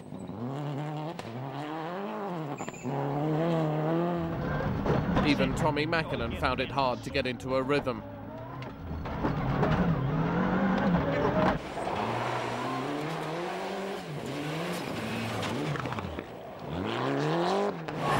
Tony Gardemeister in the second Seat had spent the morning fighting differential problems. He was 10th overall. But his teammate Didier Auriol was in much more serious trouble. The power steering had failed in the longest, twistiest stage of the rally.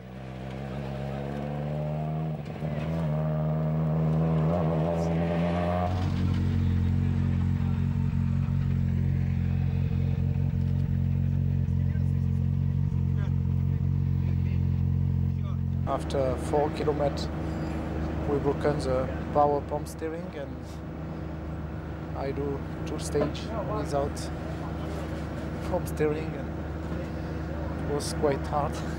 You look absolutely drained. Why are you continuing? Good question.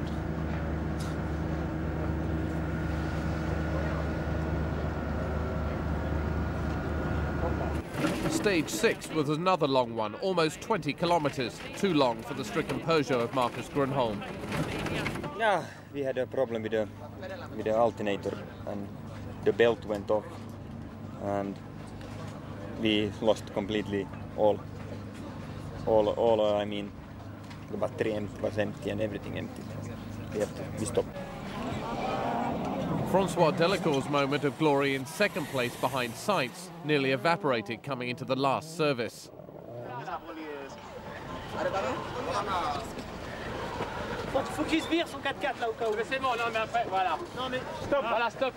I think we are very, very lucky because when I arrived at the time control, the dashboard was maybe less than 1 liter fuel. Flat right. Burns was trying hard, too hard, to catch Sainz. A couple of times he ran wide in his desperation to stop the Spaniard. 40 slow K left. 20 K right. 10 K right. Tightens, baby.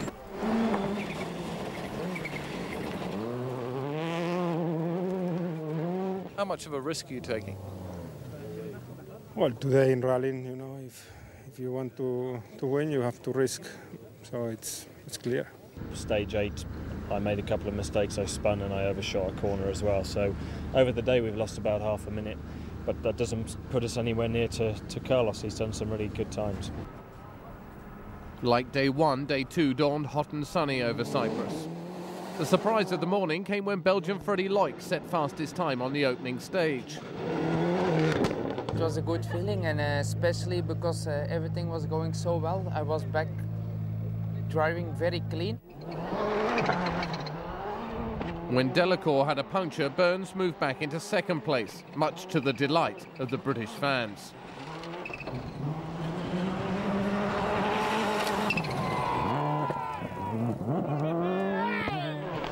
Colin McRae was pushing hard but couldn't catch Sainz.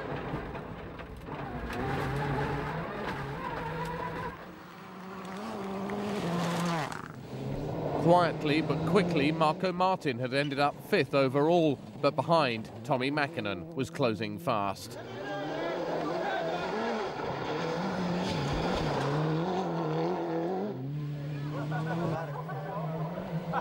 Brake fade had hampered François Delacour, who was 4th, 20 seconds behind Burns.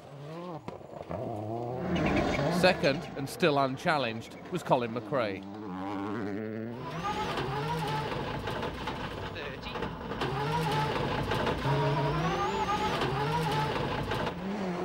All day, Sainz had protected his lead without drama to keep McRae 64 seconds behind. 2 kilometres into the last stage of the day, Richard Burns' rally went from bad to worse.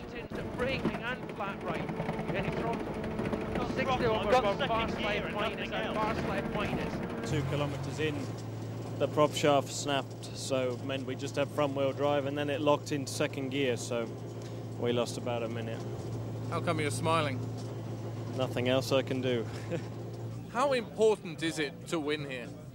For me, it's important because if I don't win here, I can say bye-bye basically to the championship. So I think it's very important because that's why we have been really trying hard since the beginning.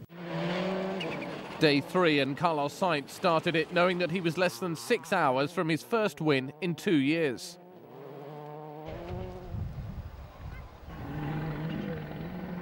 McRae said he'd go hell for leather on the last morning as he tried to catch his runaway teammate, but his car was overheating and there was nothing he could do to rein in Sainz. And 6 right opens and tightens into left and right over crest and 2 left. By stage 18, Mäkinen had Martin firmly in his sights.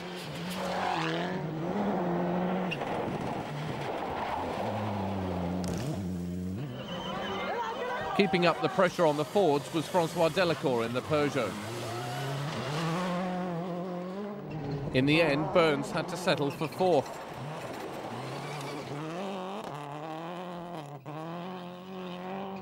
Out of the points in his 150th rally, Juha Kankkunen. But the first win in 26 months for Carlos Sainz. Carlos, congratulations. Your first win for quite a long time. How do you feel? Yeah, very happy. Very, very happy. I've been waiting now very long. I have quite a lot of second and third, a lot of podiums, but obviously we are racing for winning, and I'm delighted. With Grönholm not finishing, his lead in the championship is narrowed to 2 points by Colin McRae. Richard Burns drops back to third, but Sainz's victory earns him fourth position and a place in what's looking like a four-way fight for the title. It's a long time since there's been 4 drivers capable of winning the championship, and I think you'll find that it will go all the way to the end, so it could be certainly more than 2 drivers at the end of the year. After Cyprus, the World Rally Championship island hops to Corsica. The Tour de Corse was held in autumn this year, making the weather almost as big a lottery as the Drivers' Championship. It's very open at the moment. I think there are basically 4 drivers in a good position and still too early. I think it will be a quite hard fight, but for me it looks quite difficult, but for sure I try my best. It's a 4-horse race. I'm still well and truly in there. We're only 3 points behind Marcus, so it's not over by a long, long way. I think it's going to be a good even fight. Carlos is still slightly behind, but not that far, and one rally could change it all round again. Peugeot went for local knowledge, nominating François Delacour and Gilles Panizzi as their manufacturer's point-scoring drivers, leaving Grönholm to concentrate on the Drivers' Championship. But Richard Burns blasted out of the block, setting fastest time on stage 1. Pirelli had given the Englishman new tyres for Corsica, and on the dry, they worked well.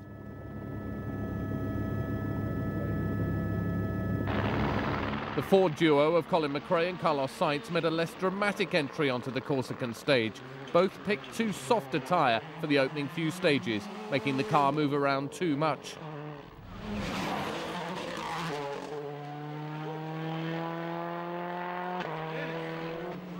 Mathematically, the reigning champion, Tommi Mäkinen, knew that a winning Corsica would lift him back into the title fight, but it was obvious from the first 2 stages that his Mitsubishi was outclassed by younger, faster cars. Mäkinen's Mitsubishi teammate Freddie Loix didn't even make it to the second corner, let alone the second stage. On cold tyres and with too heavy a right foot, his exit from the Tour de Corse was fast and dramatic. It was a big crash because the speed wasn't so high, but I think somewhere between 80 and 100, and we went just straight like that, and we flew down for I think 20-30 meters. Hyundai missed the Cyprus rally to concentrate on testing for Corsica, but on stage 2, Kenneth Eriksson's rally came to a dramatic end.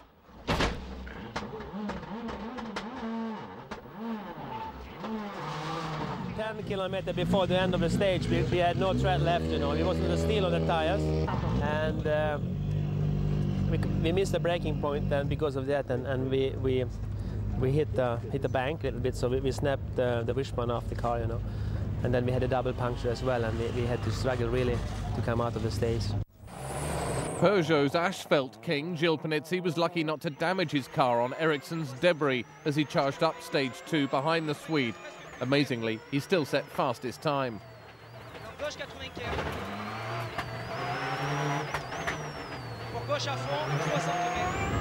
Panizzi's teammate François Delacour led into the first service after finishing second on both stages. Delacour was desperate to win in Corsica. His last World Championship victory was 6 years ago. Delacour won the Tour de Corse in 1993 in a Ford Sierra. He took advantage of knowing every inch of every stage. Delacour almost lost his lead on stage 5 when 2 pigs played chicken with the Frenchman. I come in for win, not for finish at the back. I think it's nothing because tomorrow it will rain, and in this condition I think everybody can win the rally. You know, if you do a very bad choice of tire tomorrow and everything can happen, then 6 seconds is nothing. And look at the sky. I think everybody is speaking about the rain. I think we will get some rain. At the end of the day, Panizzi had taken the lead from Delacour. On day 2, 6 stages totalling 131 kilometres. In the thick mist, there was an air of frustration amongst the championship regulars. They couldn't do anything about the Peugeots. Sainz, though, was not about to give up.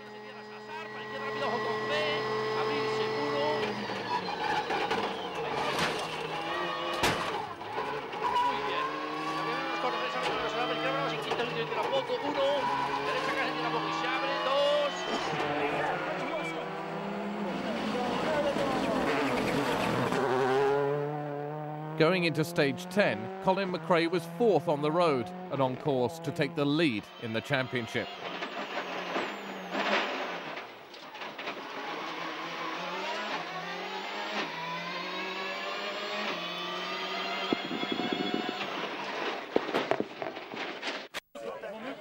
After plummeting off the road at 110 kilometres an hour, McRae lay trapped unconscious, upside down in his Ford Focus.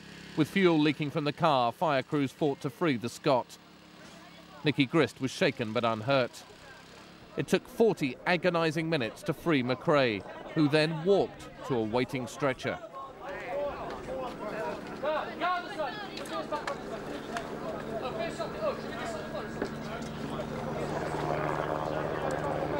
Well, I think the important thing is that Colin's out of the car. He was on 2 feet when he came out of the car. He's now been taken to hospital by helicopter in Bastia, and obviously we're just glad that Colin's okay. These Scots are made of pretty tough stuff, so we're just hopeful that everything's all right, and we wish him all the best.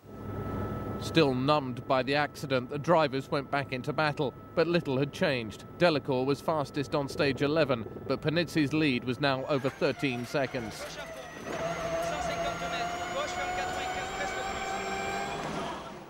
On the final stage, there was more drama amongst the Peugeot pair. Panizzi stalled his 2:06. In an instant, his 13-second lead became a deficit of just 0.2 of a second.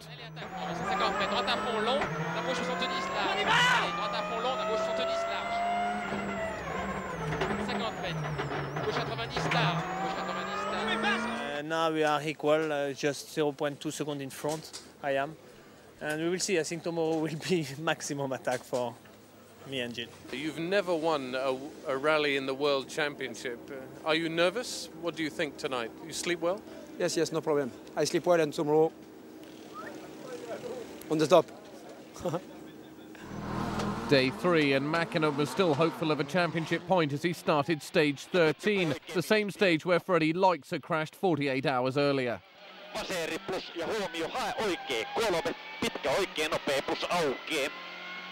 Jatkuu pitkä oikein nopea plus. Oi saatana! Half a kilometre from the site of Loix's accident, Mäkinen too crashed into the bush.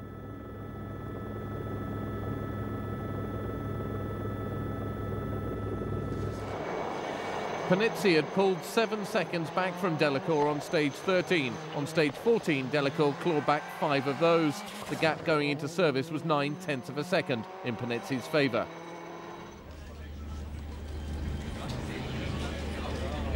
We have already decided. We have spoken to François and Gilles. Situation will remain as it is. I mean, Gilles and François will have as a task to bring back the cars up to the end of the rally, staying on the road and remaining in the same position.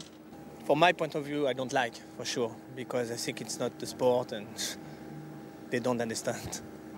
His first time in Corsica, and Grönholm was on a brief charge too for 4th place. But just when it looked as if Grönholm had burns in his sights, the Englishman fought back. Burns set fastest times on stages 15 and 16.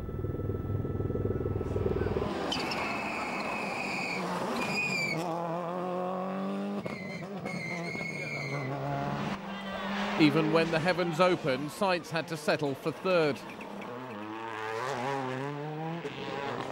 Piero Liatti was 6th.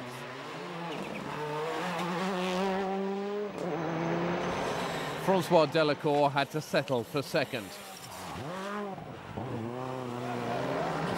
But this was Panizzi's rally, his first World Championship win.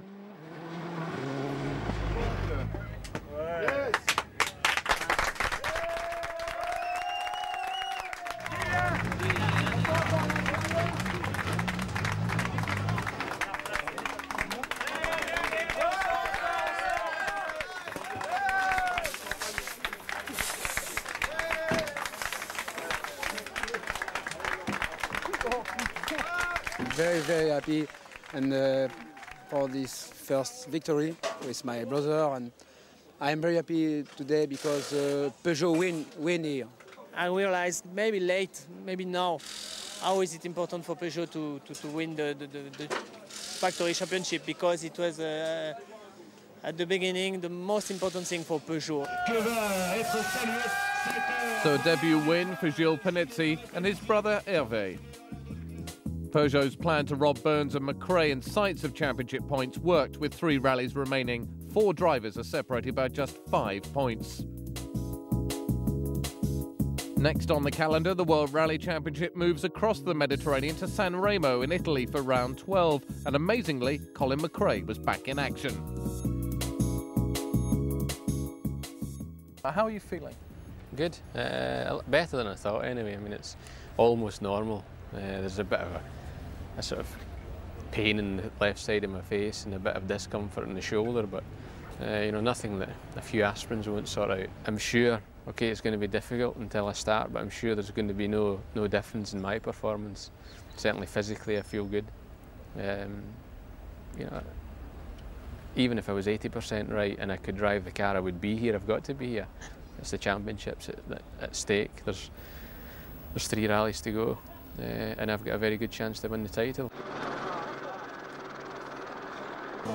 To beat the Peugeots, Richard Burns knew he had to hit the ground running.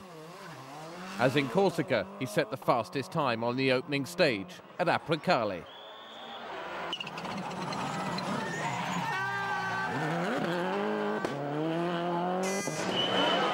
McRae confessed he was nervous as he rolled up to the start of stage 1. Not that it showed. He was 7th quickest, first time back in the Ford. As in Corsica, it was a battle between the Peugeots of Delacour and Panizzi. Panizzi's speed might have been impressive to watch, but it didn't impress his rivals. Some even suggested he'd been practicing illegally on the stages. Now, Panizzi's already pulled out a lead as predicted. Does he know something you don't? I'm sure. I mean, of course, you know, we have a lot of people which had seen him during the recce, so it's nothing new, but you cannot prove it. Carlos Sainz has just said that he can't prove it, but he knows that Gilles has been out looking at stages before the recce. Anything you can say on that? It doesn't matter for me. It's not my problem. Minutes after shrugging off the issue, Francois Delacour stormed into the Peugeot service area. He wanted to confront Panizzi, but a team manager held him back.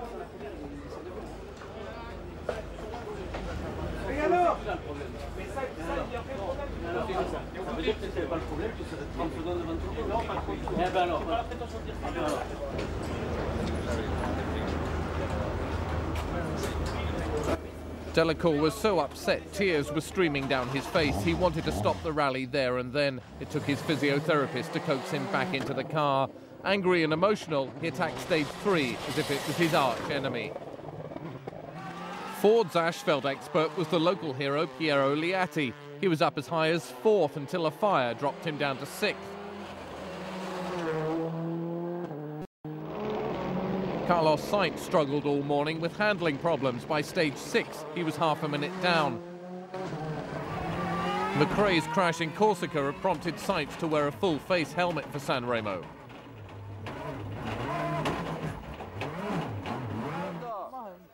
The Italians love a fighter, and they don't come any braver than Colin McRae. With his injured face rubbed sore, he was in pain. 8th overall after the first 8 stages was scant reward.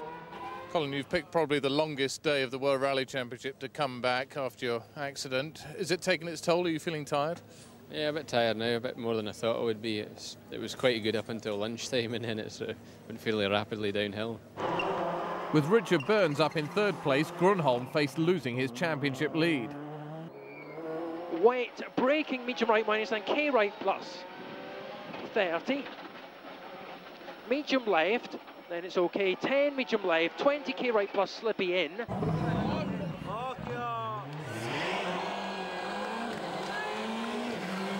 But Peugeot's dominance of the rally had fueled the rumour mill and left their team director defending, not celebrating their performance. When Peugeot was efficient but not reliable, nobody was scared about us. Now the problem is that we begin to be quite harmful to the competition, and suddenly these type of rumours are coming out. Day 2 began bathed in soft sunshine. The cloud over Panizzi still remained, but the Frenchman didn't care. He began day 2 as he finished day 1 in command. Tommy Mäkinen was lucky to start day 2 at all. Before dawn, he was involved in an accident in which a policeman was killed. Distraught, Mäkinen got into his Mitsubishi, but 15th fastest on the first stage was all he could manage. By stage 10, he'd found his composure and set fastest time. The reigning champion was back in business.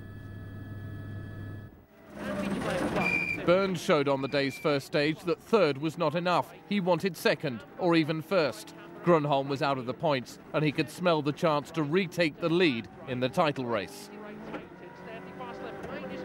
He was driving like a man possessed. His desire to win had got the better of him. From the outside, the Subaru looked unscathed, but the radiator had been holed. Burns and co-driver Robert Reid nursed it as far as the time control, but the engine was cooked and the Subaru coughed to a halt. No, we're okay. We can push. Do we push? We can push now. You're okay, Richard. You're okay. Okay, Rob. Bring. Boiling oil and long faces showed that the prognosis was bad.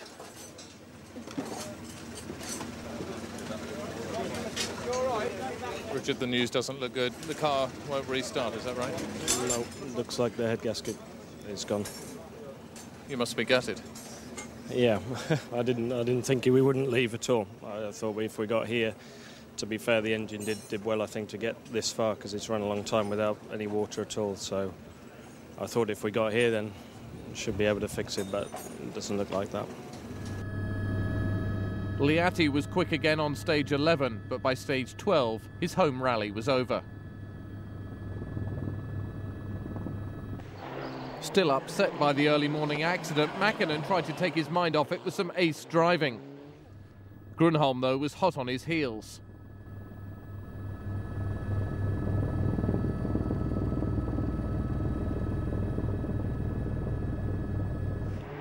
With Liatti out, McRae inherited 6th place and a potential championship point.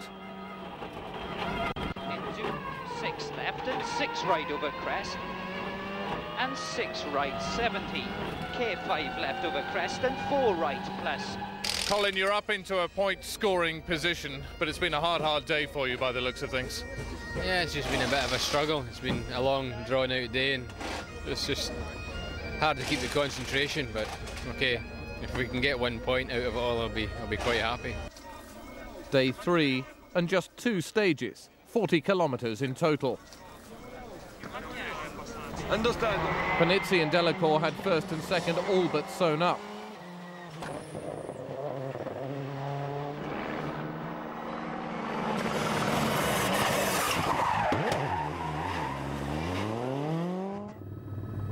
Mäkinen smelt the scent of the first podium place since Argentina 5 months ago, and an outside opportunity to stay in the title race.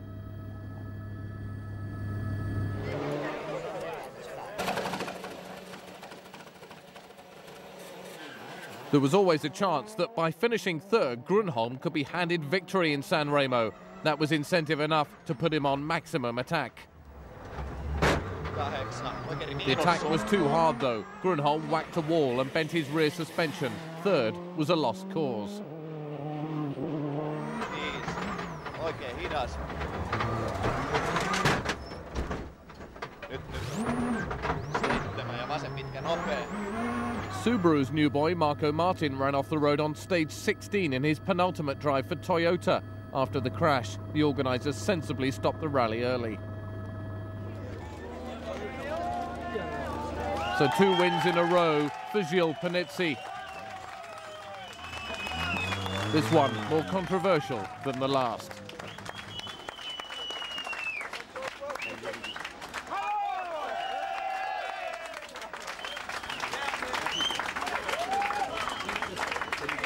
I'm very happy, and two victories in 3 weeks.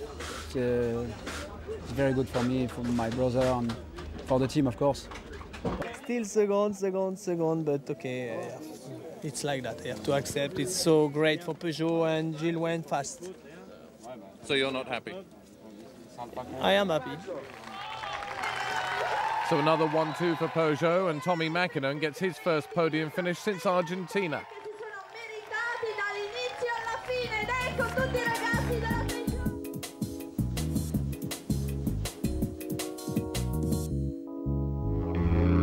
For the penultimate round of the World Rally Championship, we move down under to the capital of Western Australia, Perth.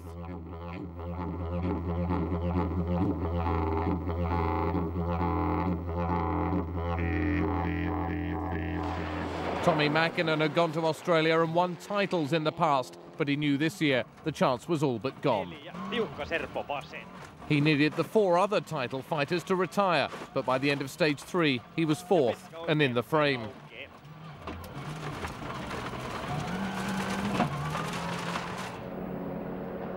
Although a win here by the current leader, Marcus Grönholm, and he could be crowned world champion.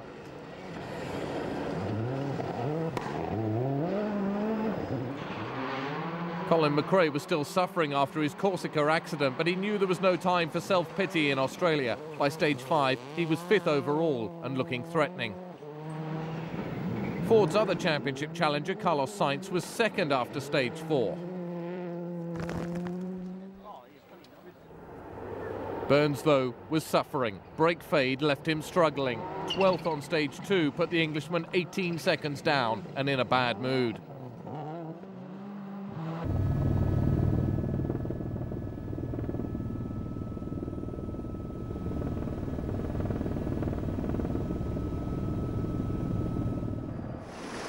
Stage 6, though, will be remembered as the stage where Colin McRae's rally and World Championship hopes evaporated. Halfway through the stage, the Ford started to splutter. He made it to the end, but the oil ran dry and the engine seized. McRae's face said it all.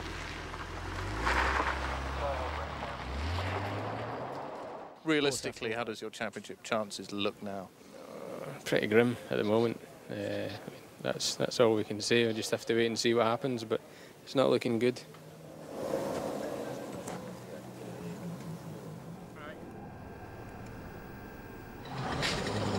Petter Solberg's attention-grabbing drive for his new team ended when he whacked his Subaru against a tree on stage 8.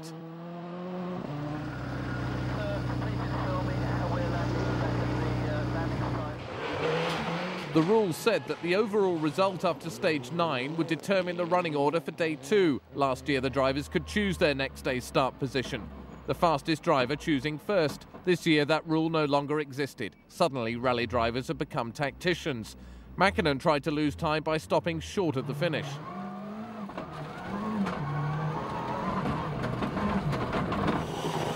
Delacour slowed, but didn't stop.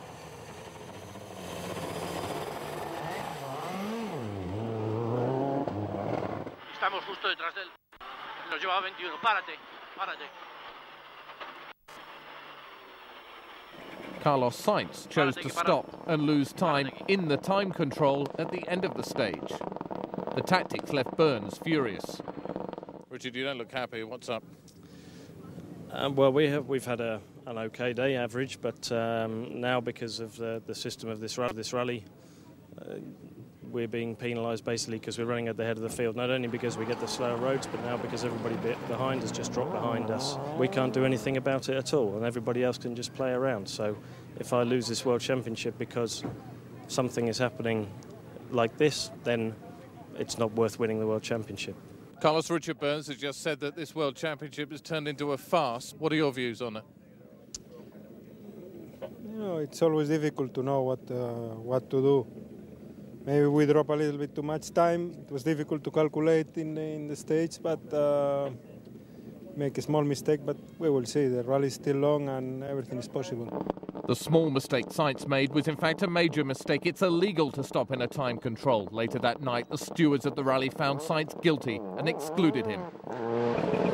Yeah, we are excluded because we passed the yellow board. I didn't see the yellow board, and I passed it, and I stopped after that. And well, it seems like other drivers like Delecourt nearly stopped as well, but maybe not completely. First McRae, now Sainz. Ford's championship hopes were finished. Day 2 and the rally headed south for 8 stages in Western Australia's lush southwest. Different scenery, but still the same ball-bearing gravel on which to slip and slide. Fifth on the road allowed Burns to set his first fastest time of the rally and move into the lead. Mäkinen was fastest on stage 12. The world champion was not in the mood to relinquish his title without a fight.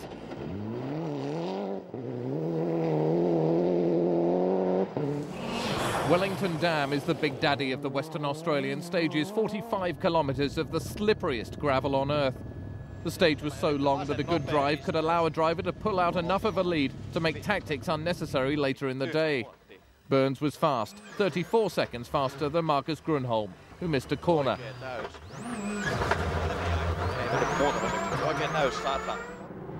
Fourth was Francois Delecourt. Seat's drivers were never really in the fight on day 1, but on day 2, Tony Gardemeister was third fastest on stage 14. 0.2 of a second separated Tapio Laukkonen in the Ford and Kenneth Eriksson in a thrilling battle for 6th.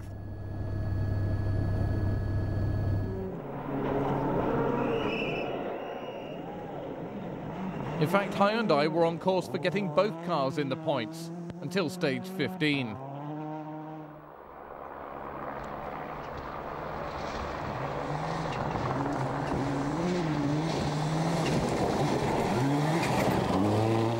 Slow, easy right, in.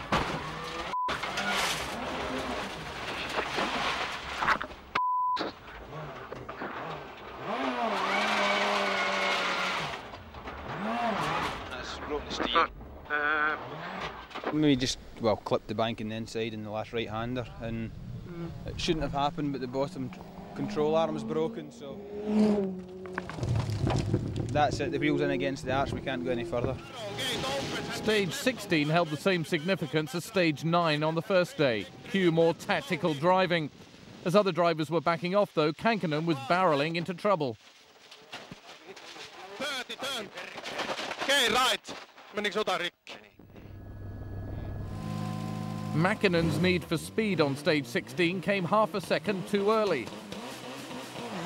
The question, was it deliberate? The jump start earned Mäkinen an instant 10-second penalty. Not that the other drivers knew it at the time. At the other end of the stage, and Marcus Grönholm and Timo Rautiainen play for time. How many seconds here? 20 oli kello. Okay. Paljon sillä on nyt meillä? Pysäytä. But is it enough?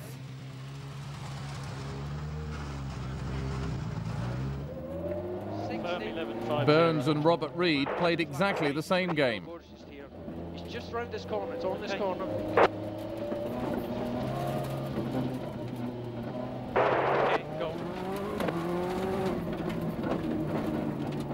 If we waited any longer and we were further back, then we would have had to have dropped a lot more time, and then the chances are we wouldn't have got the time back. So, to be honest, I think it's about the perfect place. The game would have worked if it wasn't for Mäkinen's 10-second penalty. On day 3, Burns appeared to have a puncture. Unlucky, huh? It dropped him behind Mäkinen, but the running order didn't seem to count for much anyway. Tommy set the fastest time round Bannister West. He repeated the feat on stage 19, taking the lead. Stage 21, 2.2 kilometres. Mäkinen's lead looked safe, but there was less than a second between Burns and Grönholm. There was a duel for second place and a valuable 6 points in the championship at stake. Burns knew if he crashed, the title would go to Grönholm.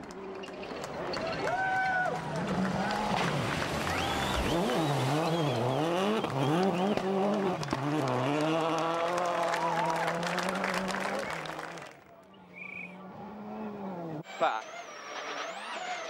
Ja Vaseri helppo yli Nypy hyppää.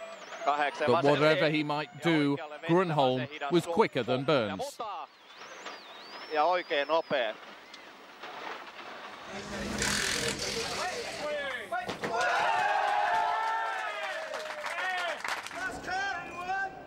Mäkinen took it easy through the Sotico stages. Getting to the finish would be enough for his first win in 10 months.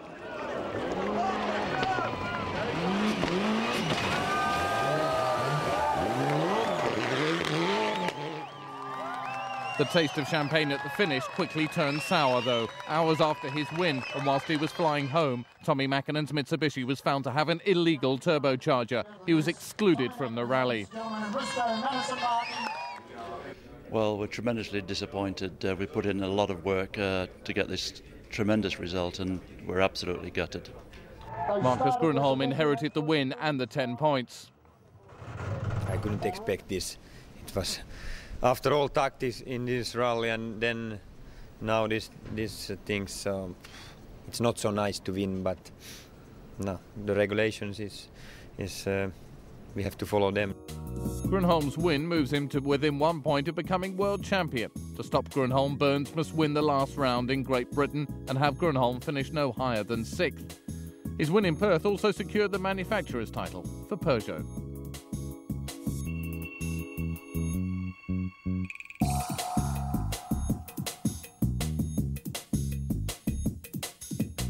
If we keep the reliability, we make all the right tyre choices, and I just drive concentrating as I should do the whole time, then we should be okay. I know Richard is fast here, he can win easily, so I have to then take 2 points, so that is not so easy, so I still have to drive quite fast.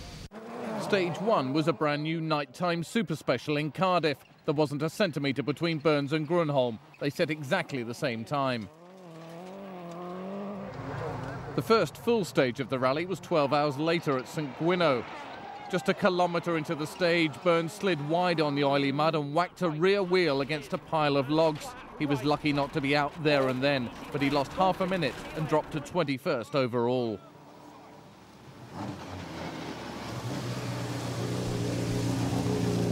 Okay, when I first hit it, I thought I didn't think anything, but then it was immediately apparent on the next straight that something was badly damaged at the back of the car.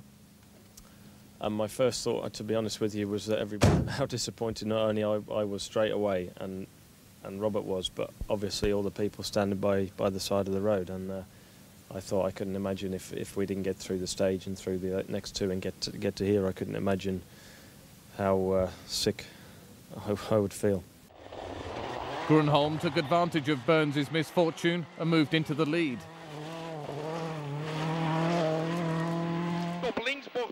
More problems for Freddie Loix. On stage 3, his rally was over.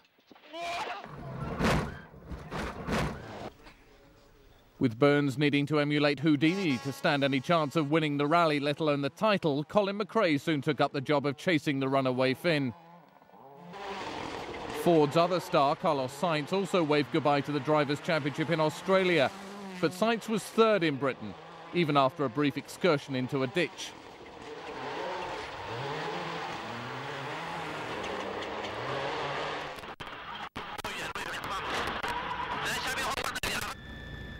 And not once, but twice.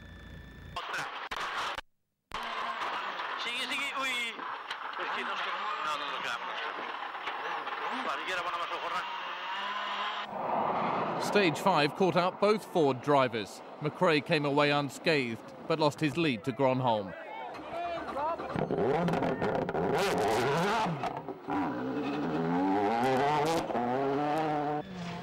For the first time in half a decade, Tommi Mäkinen came to Britain with the title lost. It didn't seem to bother him. The Finn just wanted to win the only major rally missing off his resume. Grönholm set fastest time on stage 5, despite shearing a few sheep on the way. Night time on the legendary Sweet Lamb stage is where rallying separates the men from the boys. Colin McRae was back in the groove after his frightening Corsica crash and leapt back into the lead. We we started off very well. I'm surprised that Richard's not going a bit quicker. So we'll continue, obviously, to try and win the rally. Burns started day 2 in 5th place and knew he had a slippery mountain to climb before dusk. On the first stage of the day, he was 2 seconds faster than Grönholm, but he knew at that rate the rally and the title were out of his reach. And K left, 30 flat right. To flat right, 60 flat right. McRae knew his 19-second lead was safe from Grönholm, but the Scot kept up the heat just in case Burns' speed picked up. The windscreen wipers on Armin Schwartz's Skoda packed up in the middle of a rainstorm in Raiola.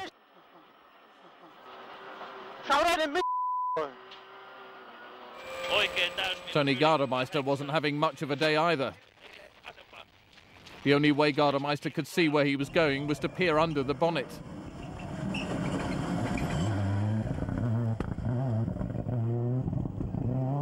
At the end of the stage, he jumped on the offending bonnet as much in anger as trying to fix it.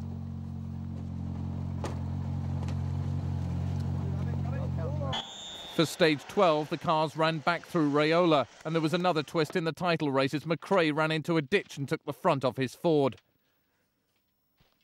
He struggled another 4 kilometres before pulling over and out of the lead. No, once we realised the radiator was bursting, obviously it was a long way to go, so we pulled off. Burns was oblivious to McRae losing his lead as he charged through Raiola for a second time. The title fight had risen from McRae's ashes. Burns was now not just 3 seconds off Grönholm, but 3 seconds off the lead.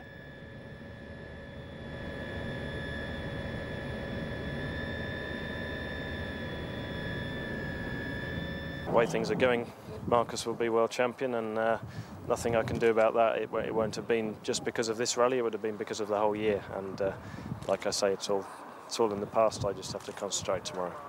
We have to secure our position. Okay, I mean, we can slow down a little bit more, but we have to finish. Day 3 and 3 stages all to the west of Cardiff, but all were long and technically difficult, and all would decide who took home the crown. Burns was fastest out of the blocks into Breckfer, but he was taking no risks. If Grönholm lost time, the Englishman had to be in first place to snatch the title at the 11th hour. Slight right 80, slight left over crest to slight left 80. Behind the title fighters in 6th, François Delacour. In 5th, Juha Kankkunen.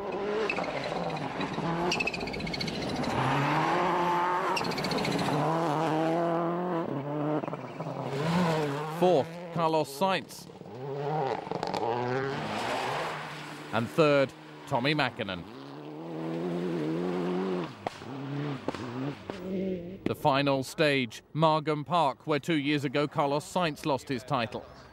In the car, Timo Rautiainen told Grönholm to slow down, but it was enough, and Grönholm the champion. Marcus, many, many congratulations. 2000 World Rally Champion. Has it sunk in yet? Yeah. I didn't realize, maybe not yet, but it's a good feeling. We have had a good rally in this condition, so more than happy. For the 2nd year in a row, Richard Burns, the runner-up. Winning the rally was little consolation. To be honest, for the last 3 days I've known that all I can do is try to win the rally, and I've had the feeling, being prepared for this feeling, you know, not expecting. I didn't expect to be world champion because I knew it was a very, very long shot. So I don't have a great big downer now. I have a good feeling for winning the rally, winning it now for the last 3 years, so that's a nice feeling. But of course there is some disappointment for not winning the World Championship, but I don't believe it's gone to someone who didn't deserve it. So Burns, the winner of the Rally of Great Britain for the 3rd year in a row. 2nd, the new world champion Marcus Grönholm, and 3rd, Tommi Mäkinen. Confirmation then that Grönholm takes the 2000 drivers title by 5 points from Burns. Sainz secured 3rd with his 4th place in Wales. McRae was 4th. And Peugeot claimed the manufacturer's title in Australia, but Sainz's 4th place was enough to give Ford 2nd ahead of Subaru. So after 14 rounds on 4 continents, Marcus Grönholm and Peugeot were the 2000 World Rally Champions. Will they be able to hold on to their titles? Join us for the 2001 World Rally Championship. À fond long, 75 mètres, droite à fond.